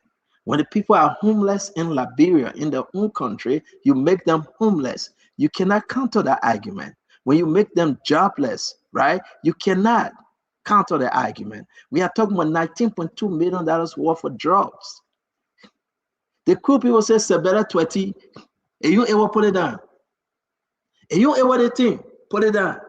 I also go and check on his rest. He rests on the stool. Look at Jala Abo. Jala look at him. Look at Jala Abo. He said, don't. Jala look at it, man. Right? You look at Jala Abo. I also go and check on the rest. Right? They said, Sebera 20, you ever put it down. And that's what's going on with Daniel Sano and my friend Jeremy Pierre. They are good people. We are friends. I like them. They can call me and say what they want to say about me. They got nothing to harm me, but I just defy that. They ain't ever in no more. Yeah, okay, let's bring you in. They ain't ever in. And I'm going to play the video. After all course in America, the man watching the Egypt and Argentina game celebrating. That's why that's the passion. That's exactly who they are. The man watching the Argentina and Egypt game. He's celebrating. That's what he good at. The man in the mail home office. The man got TV to watch all the games. We got like games he will be reporting on. But I said, man, I said the food done. Yeah, okay, let's hear you. This is an embarrassment to me, right? Sebera 20, and you ever put it down. This thing about defending government is big. The border issue, Daniel Sano lie and say, well, Mano River Union border issue, they will pay for it. Mano River people pay for it. It didn't work. The border issue, they say Guinea people left the border. It didn't work. The FOIA building $10 billion issue, they lie. It didn't work. The thing is that you just cannot see it black and say that red. The Liberian people will not take it this time around. This time around, black is black. But the government is doing some good stuff. But the messengers are bad. To tell you the truth, they are false prophets. They cannot preach Jesus Christ out of sincerity because you know what? They are false prophets. It's just like with this government. The government is doing a lot of good things, but it's hard. When these guys in that came in government with a skinny stomach, every day they drink it, they get club beer stomach. You think they're able to go stand in front of the poor people and say, give us 6 more years? They can't make it. They can't make it. They can't tell the people, say, give us 6 more years. We will be to tell the Liberian people the good thing that President Joseph Yima Bwaka have done. But these guys will be an embarrassment to us telling the Liberian people the truth. Because we say, look at Daniel Sano. Look at your limit Pierre. Who else there? Fagon? Forget it. Fagon are two-sided, man. You can't make it. Name who there with talk for the government. People in the executive mansion, they can't make it. Because every day they can't cost. This government is doing some good stuff. And on that day, we have to tell these guys don't get very me. Yeah, can you get very me? I can outline the good stuff the government is doing with all costs and markers and parkers. Okay, but after the show, we should do that. So we need to talk. Yeah, go ahead. I know you want me to talk. When I come in there, you and the CDC brother will be getting angry. Go ahead. Wait for now. So Stanton, she spoke well, but why now? She didn't hear that her first time hearing, that her first time seeing local behavior. Stanton, Prince Moy and Daba Vapla would not have their personal issue with Information Ministry because the people refuse to comply with them. They want to use this issue to do that. They can check them. Stanton, the Prince Moy, the Vabla Dapla, they bring in the situation on the Liberian people. They are the problem. They're not the information ministry people who can respond to them. That they usually have it, so it will not worry about them. What problem they bring in? But what's the problem? So you want me to talk when I talk, then will be okay. I gotta ask you, you say they are the problem. What made Prince Moy and Deba Vabla the problem? So I come in to talk the problem now. Wait for me, Honorable PRO. Look, the Prince Moy, the Daba then, they will put money in the budget on an agency. When they go to get it, they get his shop, then they get issue with you. You know how many times people have spoken on this? Why they didn't talk? Only today, because Information Ministry have refused to comply with them, then they bring it up issue. We will talk about it. Let them wait. I'm not understanding you. To comply with them like how? You all come open. Be straight up. People listening to me. No, but you said that people refuse to comply with them. They put money there, but they refuse to comply with them. What are you talking about? The Prince Moy, the Daba, the problem is they will put money on a ministry and agency. When you refuse to give it to them, then they go against you. When did Vaba get to know that people were speaking the way they spoke, the way Sando spoke? When did she get to know? It ain't been happening for long. It is now that she's seeing it wrong. Let she and Prince Moy start employing their family people in government, give all the people a chance. She already working. She employ all her children in the government. Prince Moy employ his wife. But what does have to do with them speaking again? They got issue to do with is Stanton. Then let me talk. Let me use my time now. Let me use my time, Stanton. Don't talk for me. When people got a personal problem with Information Ministry, they should go there and handle it. They shouldn't use it that they want to talk for Liberian people. If people want to talk for Liberian people, let Prince Moy sack his wife. Prince Moy working, he been working as representative, and now he's senator. Let him sack all his family people. Let him bring the common people there. Let Daba Vapla sack all her children and she implore and bring the people of Grand Cape country to come work. You bring your family people in government because the people disagree to give you the money you put on that land, so you vex with them. Don't bring that vegetation to the Liberian people. You carry your vegetation and your party issue, you will discuss it. Go there, the people refuse to give you your money, you go here, no, hey. They've been giving it to you before. Now because they disagree at this time, you must bring an issue that you're talking for Liberian people. Thank you.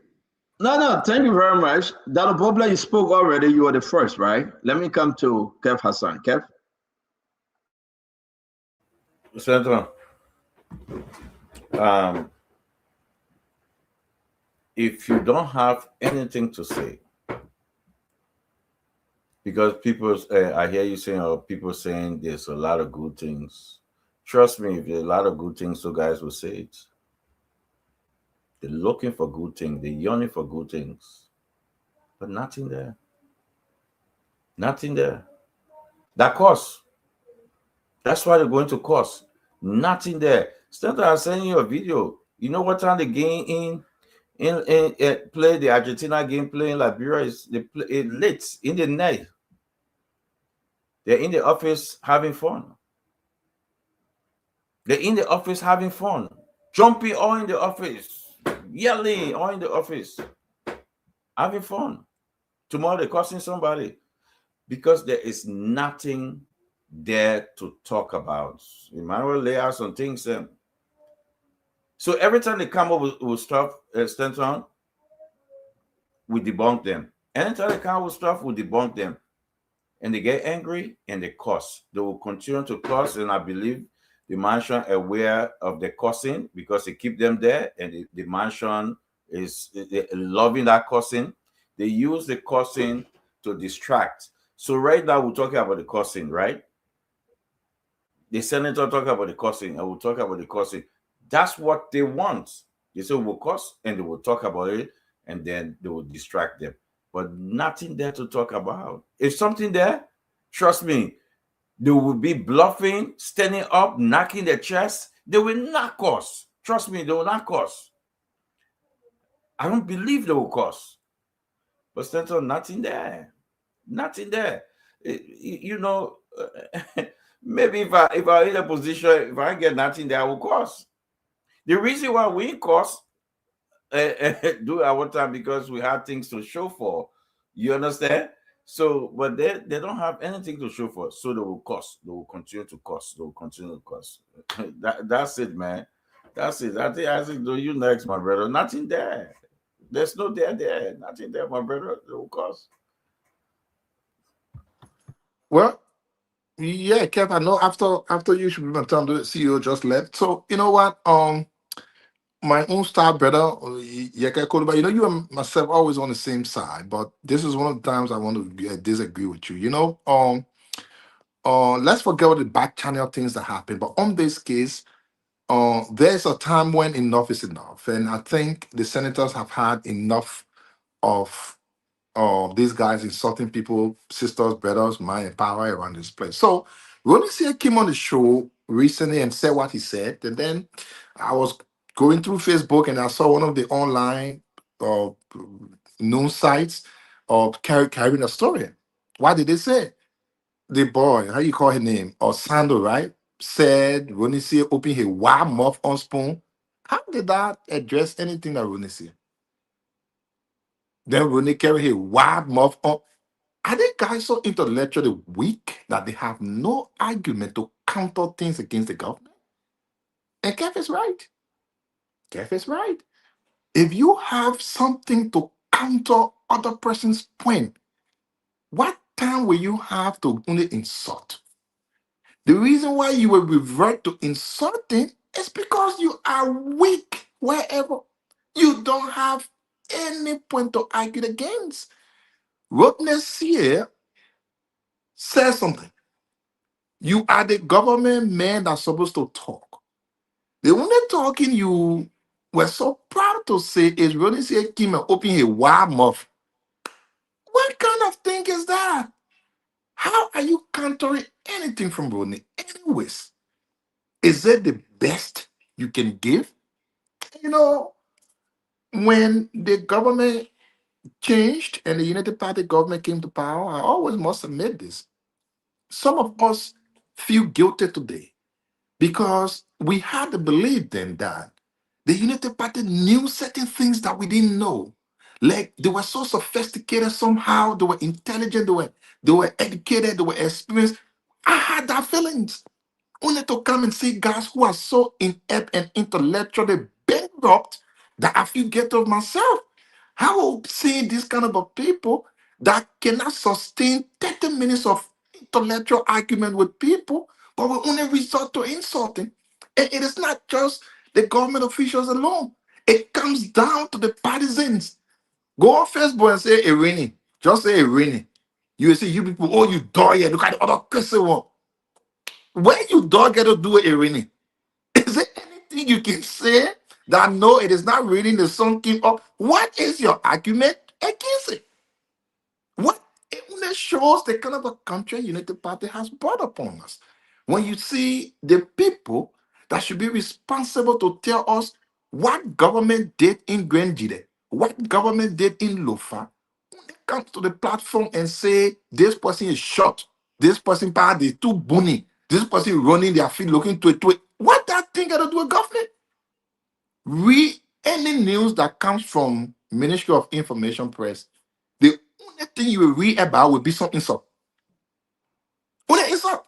So if I did listen to the press conference live, and I depend on the news media to bring the story for me to catch up, the only thing I would catch up would be how the boy insulted someone and said the person ear alone because it's shot. What kind of ball? But again, should we be surprised? No. Don't forget during the campaign, President Buhari said he who have abolished the Ministry of Information, Jerry McPeer, was on that podcast. He was clapping and saying, yeah, the policy issue. That's the same Jerry McPeer there. And then they brought a little other guy who was so dumb and inept in his mind. Once he insults. Don't insult that now. That boy, I ain't got time for that man. That man, I don't consider him a minister. So I go to Jacob. Hey, listen, stand on. No. Let me end quick. So when you say inept, is that insult? It's inept means no. Yeah, I know what inept means, but let's move right. forward. So I'm not sure where's the insult. I'm not saying somebody is short their feet twist. No, that's not what I'm saying. I'm only saying it makes intellectually bang up. But here's the thing. Yeah. Oh, my man, on the show here, you have said it plenty times about that. Yeah.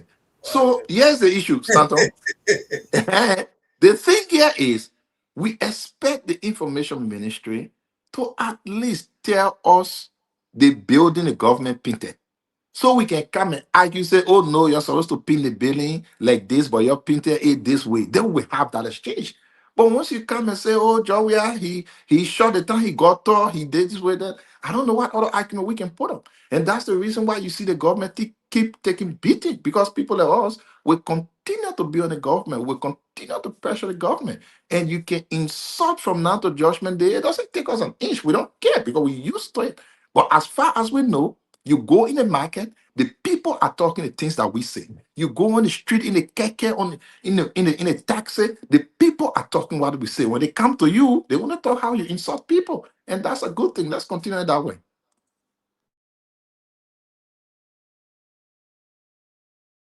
To come to you, Jacob. Let's hear you, my friend. Oh, okay. You gotta get up for the rest. You gotta pause just for Well, let's talk about it. Give you a hard time about it. You gotta know what they're doing. Yeah, no, but listen. They got the food, dog. I'm telling you, they gotta do what on the Ministry of Information. Wait.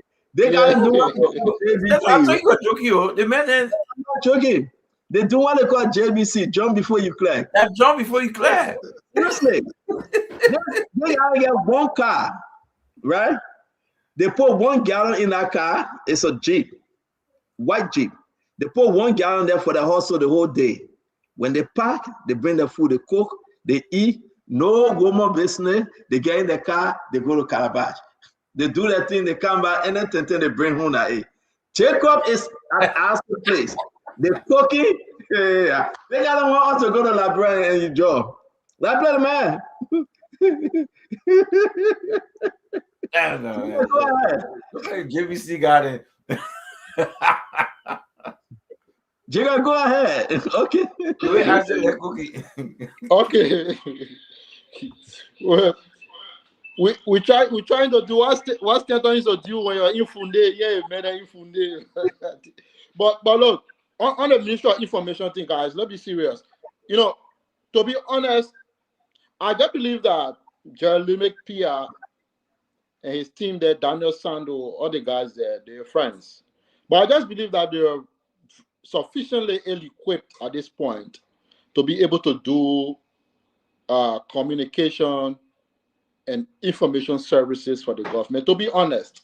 Because it seems like they in terms of tactics, they completely out of step with the reality of the day.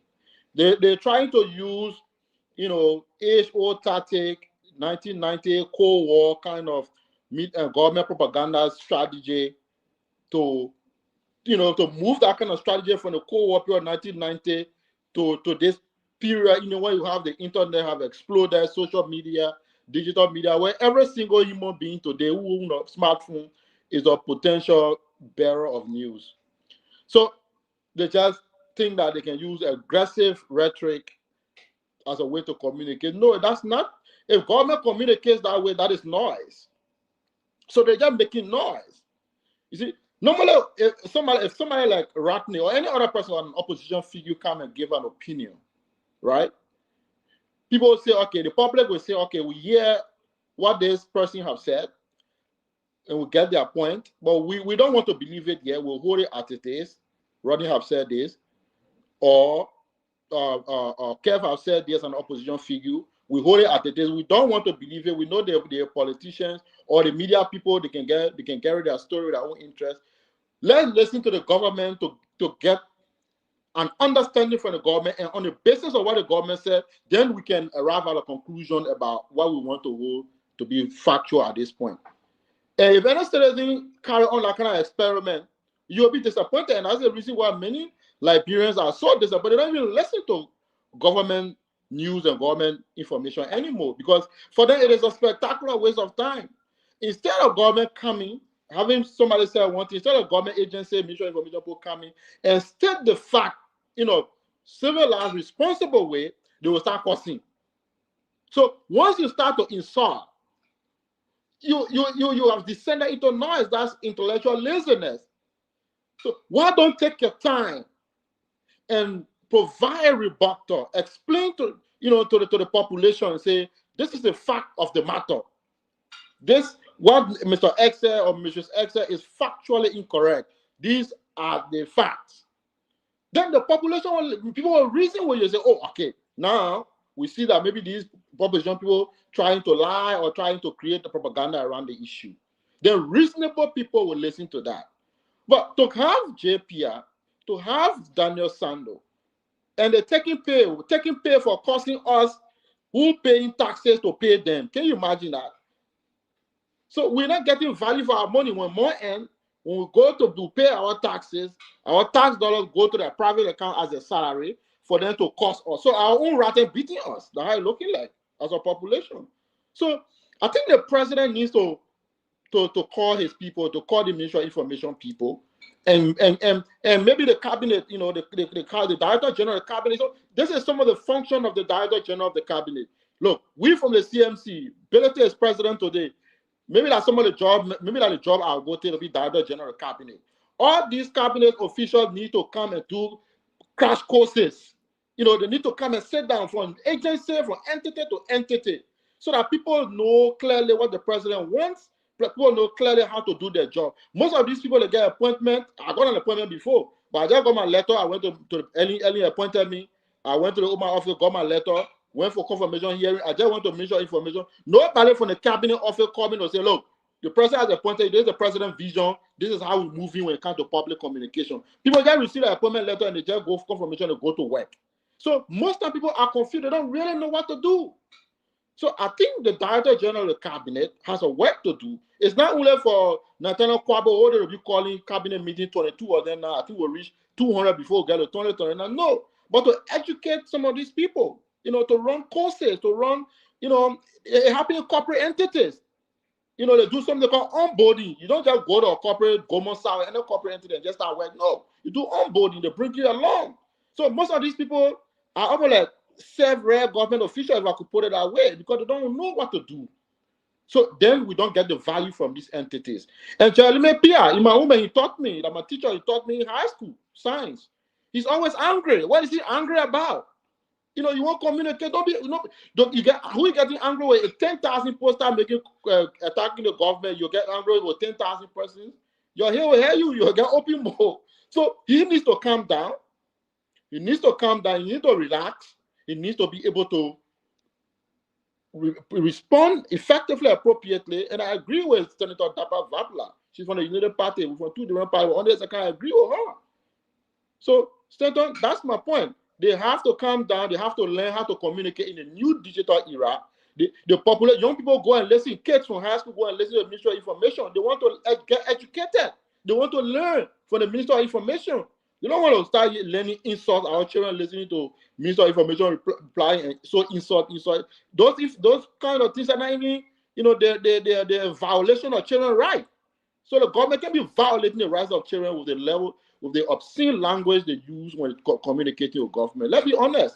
So I think everybody getting tired with that thing they want to Minister of Information now, and everybody calling them out. They need to learn a new way of communicating. They don't have to be insulting people. We pay our tax dollar, not to can't be costing us, but to be able to educate the public, to inform about government development and government communication, and they don't have to be angry. Yeah, I gotta play the clip, right? But I gotta take the FIFA thing from there. So I'm gonna play it for you to see at the end of the day. This is just an embarrassment, folks. Where we are today, and I'm surprised. T. Wanaka, it's good to see you. Yeah, thank you, Stan. That we will come on the show. The good thing this government is doing, and people will get mad at me when I say it, especially on the show. Conor Gray, ain't nobody stupid. They got some bad elements in the government, Conor Gray. But you can tell me for 2.5 some more years, the government is not doing it. They have not done something good.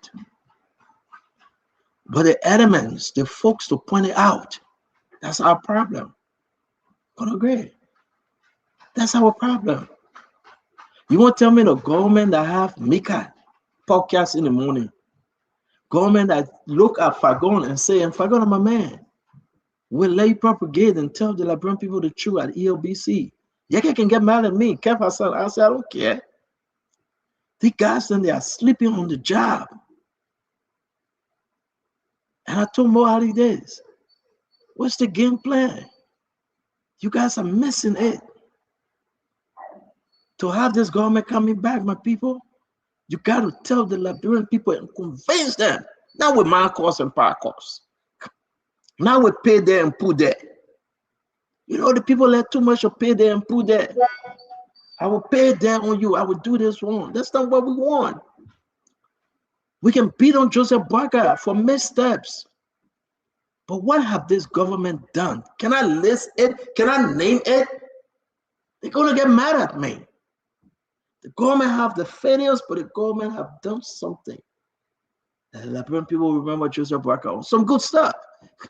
But it's painful to see lazy people in the government thinking that they will cost Marcos and Parcos and pay pull there and pay back. And it will make them to win again. The team will look at, you know, we look at it because God has blessed us with a voice, whether opposition or imposition. We know what is happening. But these elements are failure in government. Talk to me, T. Thank you, Stanton.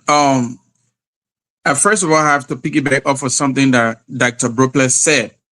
I think he said that his family member or brother or somebody was at the Ministry of Information. And one thing he always advised him was that he should not only be the messenger from the government, but instead he should be the messenger to the government from the people. I think that was very inspiring, and that would stay with me. And the senator that spoke, that you played earlier, Senator Vapula, I think she spoke very well. The idea that somebody like Kev Hassan and my dear brother who I respect, Yeke, and as they do, the fact that people like that will even have the confidence to come on the show and try to make mockery of the government with respect to how the government uses its time, the agents of the government, how they use their time to insult. The fact that Yeke believed that you can insult more than him, Kev Hassan believed that you can insult more than him, that is a low moment for the government. There are so many things that Sando should be talking about. I think he's a bright gentleman. He's a young guy, and I respect him. But there have been many occasions where he has come on radio or even like in the print media, and he has forgotten to know that there will be agitators. People like Kev Hassan and Yeke, and they want to make you angry. They want to show the bad side of you. So where is your propaganda machinery?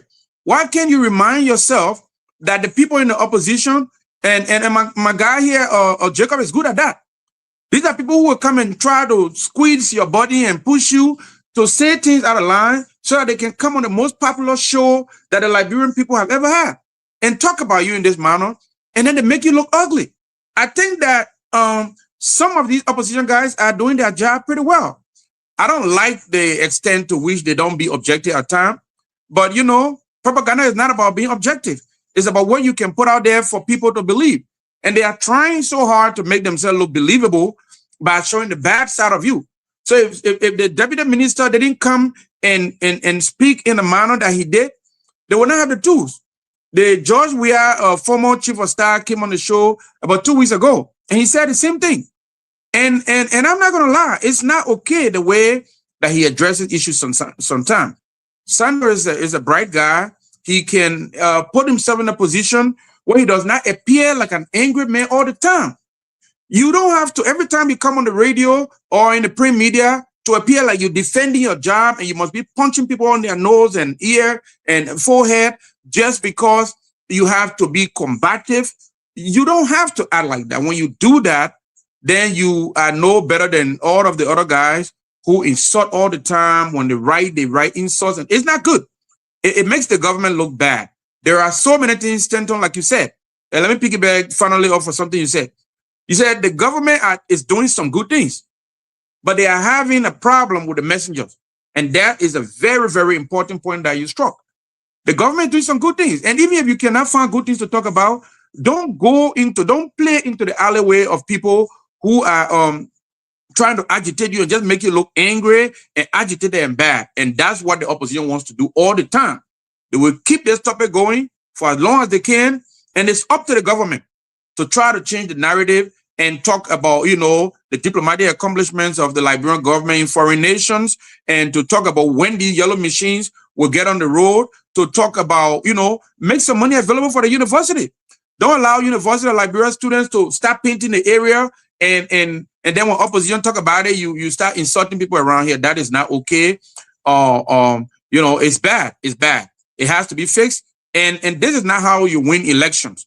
CDC was here and they said it there for a lifetime.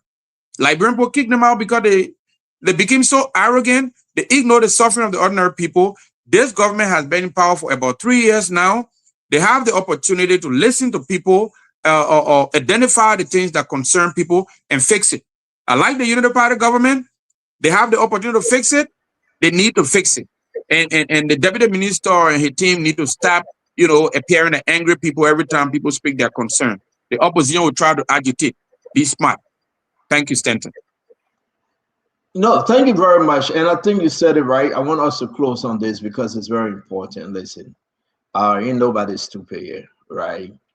They can go up and come down. At the end of the day, I like what Kula Fofana said. I went back June, I believe, 27 when she said this. This is what Kula Fofana said, June 27. As the Grand Old Unity Party, we will do well to focus on telling our own success stories, leading our people effectively, and leaving the rest. The more we use our platform to focus on the others, we inadvertently elevate them, make them trend, and bring ourselves down to their level. We are the ruling party with years of governing experience and a record to defend. We helped stir Liberia from the devastation of a prolonged civil war and have once again been entrusted with the responsibility of rebuilding after years of poor governance. In less than 3 years, meaningful progress has been made. Can anybody argue this?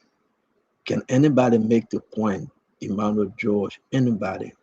Then let's have this conversation without insult to Conagray, without insult. But the problem is, we have people in the country that feel within themselves they got a cause to make the argument. Allow other people to cause. Keep focused. What have President Barker done? I beat on President Barker to do better. I don't beat on him secretly. I beat on him in open because of who I am. But when you come and I attack Yeke and cause Yeke and cause Kev Hassan and say, I will not sit with you to talk. You are too inept. You are elementary. I say, do. I'm not achieving anything, Conagray. Back here every day. Since the people insulted you and they continue to curse you and call you name on the grave, you still come here. You could have said, you know what? I'm not coming on spoon. I could have said, you know what, Kev? I'm not going to sit with you, Jacob. Yeah, okay, I don't want to talk to you guys. I want to. No, we cannot do this. We got to look in these guys' faces and tell them, say, hey, this government is doing better. We are not talking about $19.2 million worth of drugs. How are we solving this problem? How are we fixing it? Who tell you this? They shouldn't push Jeremiah Kun, the vice president. That's what he was elected for. His people will rely on him. His people will challenge him. The people will say all manner of evil against him falsely. He got to have a thick skin. That's the call of duty. So therefore, do not be angry. The more you bring yourself down and be an angry minister and bitter deputy minister, the more you lose the talking point, and the people are driven farther away from you. And at the end of the day, Colonel Gray, guess what? After all the Marcos and Paracos, look at the minister there. Set the office also as an entertainment room.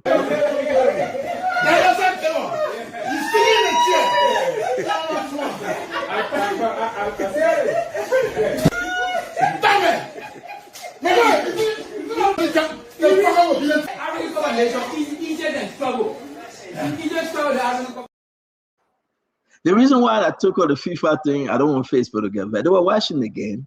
Argentina came back to beat Egypt 3-2, right? And look at the minister. Look at her exuberance. Look at her happiness. Look at that. The man putting her and praying to God for the team. The man is celebrating after an hour he's doing his thing. But then when he take onto the microphone, he's bitter. He's angry. And he insult the Liberian people. And he insult his fellow Liberians that questioning the work of the government. But in the corner, when he taking his bottle of beer and the drinking and gathering and dancing and having fun, they don't go home. They stay there. After hours, so they will come to the job late and they will celebrate. And they have their, don't let me tell you what the guys are doing in there. It's an entertainment center at the offices. They turn it into an entertainment center. And this is what you see. So how can this man defend the president? How can this man, in good faith, defend the government?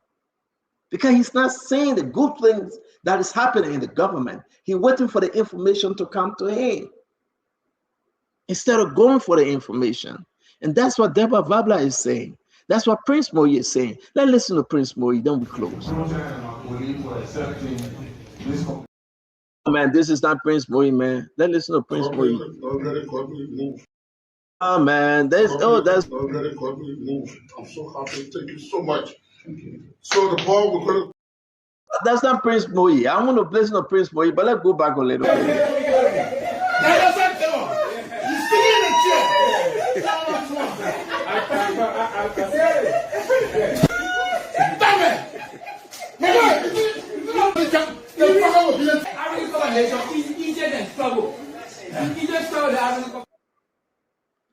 So you see that's where we fall short, right? And we can close this show. That's where we fall short. It's hard, Dr. George. Let's close. It's just hard. People can say what they want to say. Listen, every day, if you commit yourself to make sure that this government work is every day, 24/7, every week, every month, and every year. I'm not saying you cannot go chill, but look at the minister in his office, women laughing, they're dancing, they're having fun. Look at the work of the minister. They're doing man and woman business in the office now. They're doing after-hour checking up in the office. To be frank, look at the minister. How can my friend Jeremy Pierre and Daniel Sano come and defend government? When they leave from there 1 a.m. in the morning, they're tired. They can't make it. Women are coming and going, cars bringing them and carrying them back. They have changed the office to motels and hotels. Then you want us to believe that they can defend the government when they have useless themselves in their offices. Then they will sit and talk and cause Marcos and Paracos because we gave them job. This is an embarrassment to the government. Look at the cash in the office. You can swing it and turn it into bed. You know that. You had that thing before, Emmanuel George. You can flip your cash into bed. You just take out the swing off, then the bed come, or the mattress, everything there. I mean, look at these guys. But look, take a look at the office. Look at the big cash. Now what Jeremy Pierce sent for, you can flip it into bed. Look at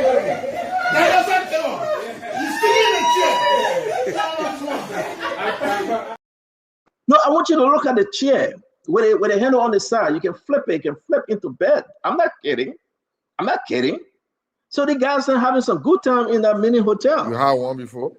Yeah, I did. I had one before. Yeah, I did.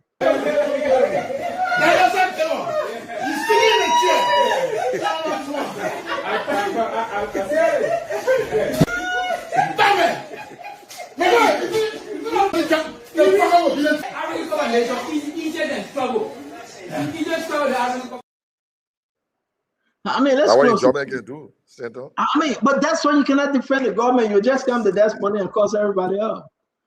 And the more, listen, President Baka won Emmanuel George by less than 20,000 votes, 17,000 and change. Those votes are gone. They have been erased. They have been More erased. than that, We gotta get them back. We have to get them back. We got to be convincing to the Liberian people that Joseph Yima Baka is doing better. We got to. We got to take the people and take the government to the people and prove to the people that this government. But who's the messenger? I can't. Emmanuel George, let close, man. I got to go to Bible study. That Bible study time. Emmanuel George, let close. Thank you, Stanton. Thank you, Conrad Gray. Thank you, Yeke. Thank you, Jacob Jala and T. Fangalo for being a part of this show. Great conversation. Thank you, our audience on Facebook, YouTube, those watching us in Liberia and also following on the various radio stations. The issue of drugs. According to stats in the US, because I don't have Liberian stats, 2/3 of every American is affected by drugs. And I'm very sure that the stats will be the same in Liberia if we do a survey. So when we're having conversation about drugs, we are having a conversation that is deeply personal, a conversation that affects us no matter the color of your skin or the political party you belong to. It affects every Liberian. So we cannot and should not take this casually. We will continue to ask the questions. Fellow Liberians, before Paul King left the United States of America to return to Liberia, he did share with investigators some individuals who he believed were connected to the drug trafficking. Upon CCTV survey, it was found out that Emmanuel Bar was the one that paid the money into the GIS account, and he was connected to Michael Brown. Before Paul King left the US, the investigators were aware. According to Rodney Sear from Front Page Africa on this show last night, he shared that about 4 days ago, or thereabout, Mr. Michael Brown was in the home of his girlfriend. The question you and I should be asking, why is it that the investigator did not invite Mr. Brown for questioning when they received information from Mr. King as to those who dropped the drugs at his house? The next question we should be asking is, why is it that in September 2024,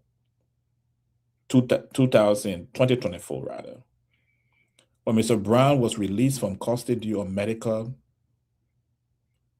medical reason, what happens between September 2024 to June, July 2026? Was he still receiving medical attention? Was he reporting to the police every week? As many have said, in 1989, I was arrested by SATU in Harper, Maryland County, and I was incarcerated. On the night of my incarceration, I informed the police that I was unwell. 6 armed men took me to the hospital in Maryland County. And when the nurse declared I was fine, 6 armed men took me back to jail in Harper. And many on the show have shared similar experience that whenever they were in police custody, they were escorted. So what happened? Who dropped the ball? Who should be responsible for this? We are also aware that this cargo was cleared, about to be shipped on July 5. Who dropped the ball? Where are those people who were responsible? We also are aware that GILs are the one who highlighted that the cargo was overweight, and because of that, that's a singular reason, fellow Liberians, why that $19.2 million drugs did not leave our country, because they had a weight problem. Up to now, our government have not held those low-hanging fruits responsible. Have anyone been suspended at the airport? Have there been change of the entire security apparatus at the airport? No. We also discussed the issue of Seagull Security and its owner, and asking the owner, the senator, who we should respect because he built his company from the ground. He's an outstanding Liberian. But right now, his company is being roped into this investigation. And it's very important that Senator Momo Cyrus consider reclusing himself from the investigation. Because any good investigator will start to question his security personnel as to what they see, what they heard. If the government is right of indicting the entire company GIS and holding the GIS responsible, saying its structures were used to facilitate and move drugs to the country, it means that every security personnel that was in contact with every activity of GIS should be called for questioning to share with the government what they know, what they heard, and what they saw. Finally, I would like to end on this note. Madam, the senator for Grand Cape May County is steward of the Unity Party. Share with us this evening on this network, and you heard it, that the Ministry of Information is working outside of its mandate. And I agree with her, because they have been labeled the Ministry of Mind and Back Costs. Because they have nothing good to show, nothing great to show about what this government is doing. We have about 10 to 20,000 students graduating from the 81 universities in our country, and only 1% or less than 1% will be granted a letter of employment. The economy is hard. Things are difficult. Things are challenging for our people. And that's the reason, as you go to bed tonight, think about the future of your kids. Think about your own future. God, I'm sure many of you listening to us tonight is hustling, as every one of us are hustling to survive in our country. But think about it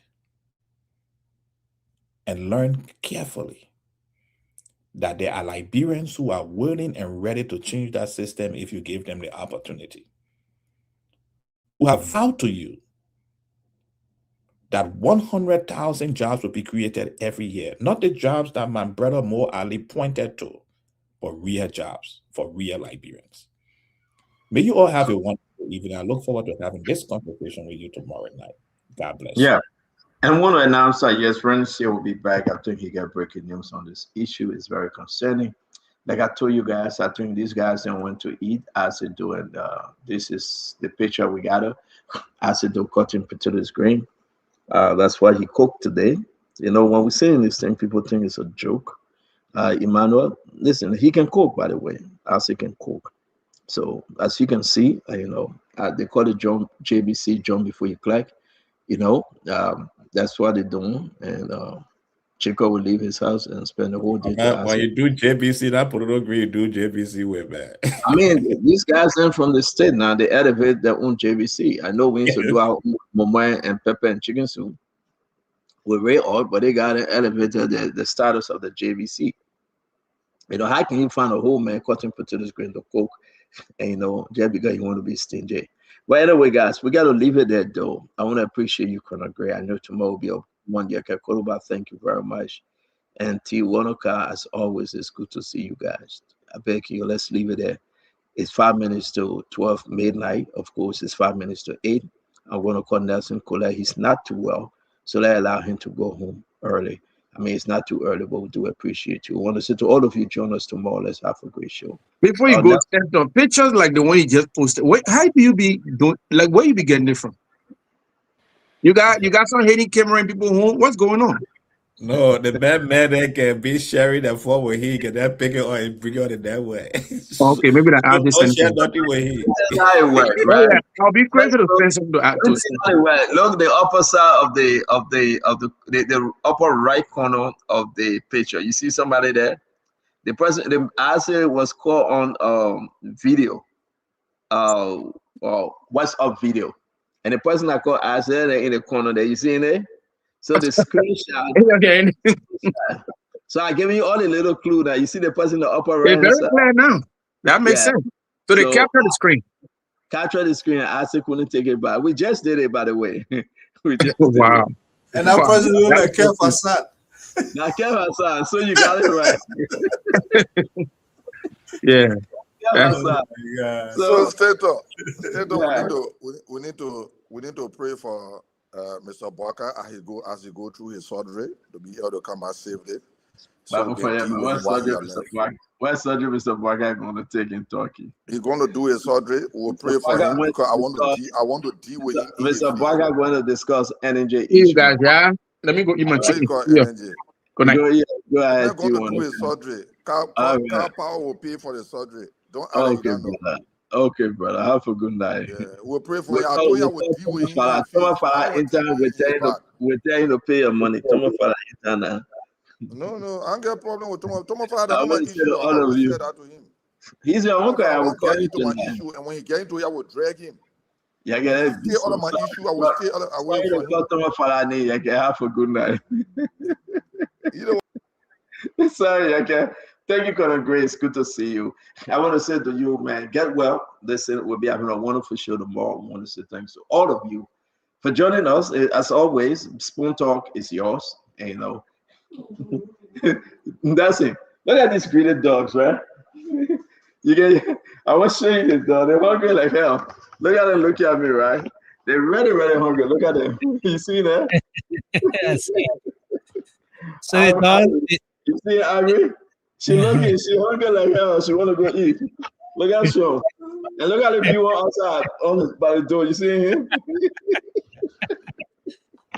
The dogs been waiting to end the show so the man can go eat. Yeah, that's why they're rushing me. They want to go eat. But listen, I'll talk to you guys later tomorrow by God's grace. Be safe, be blessed. As always, we appreciate you on Spoon Talk.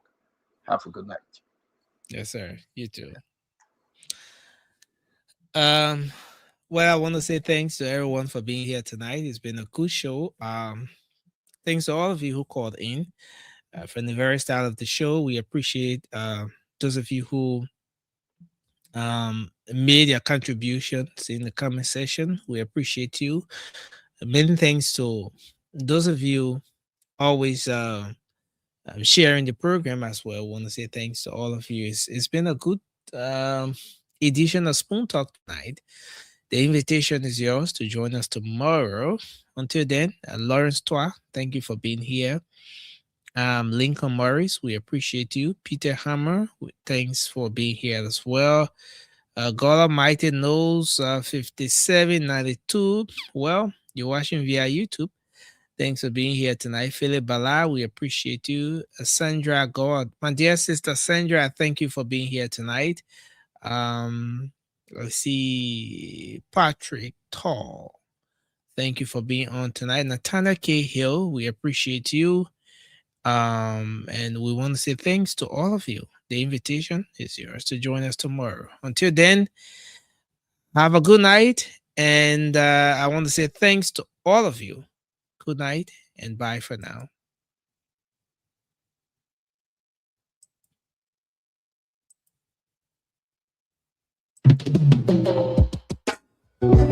Yes, sir. A special one from the CEO.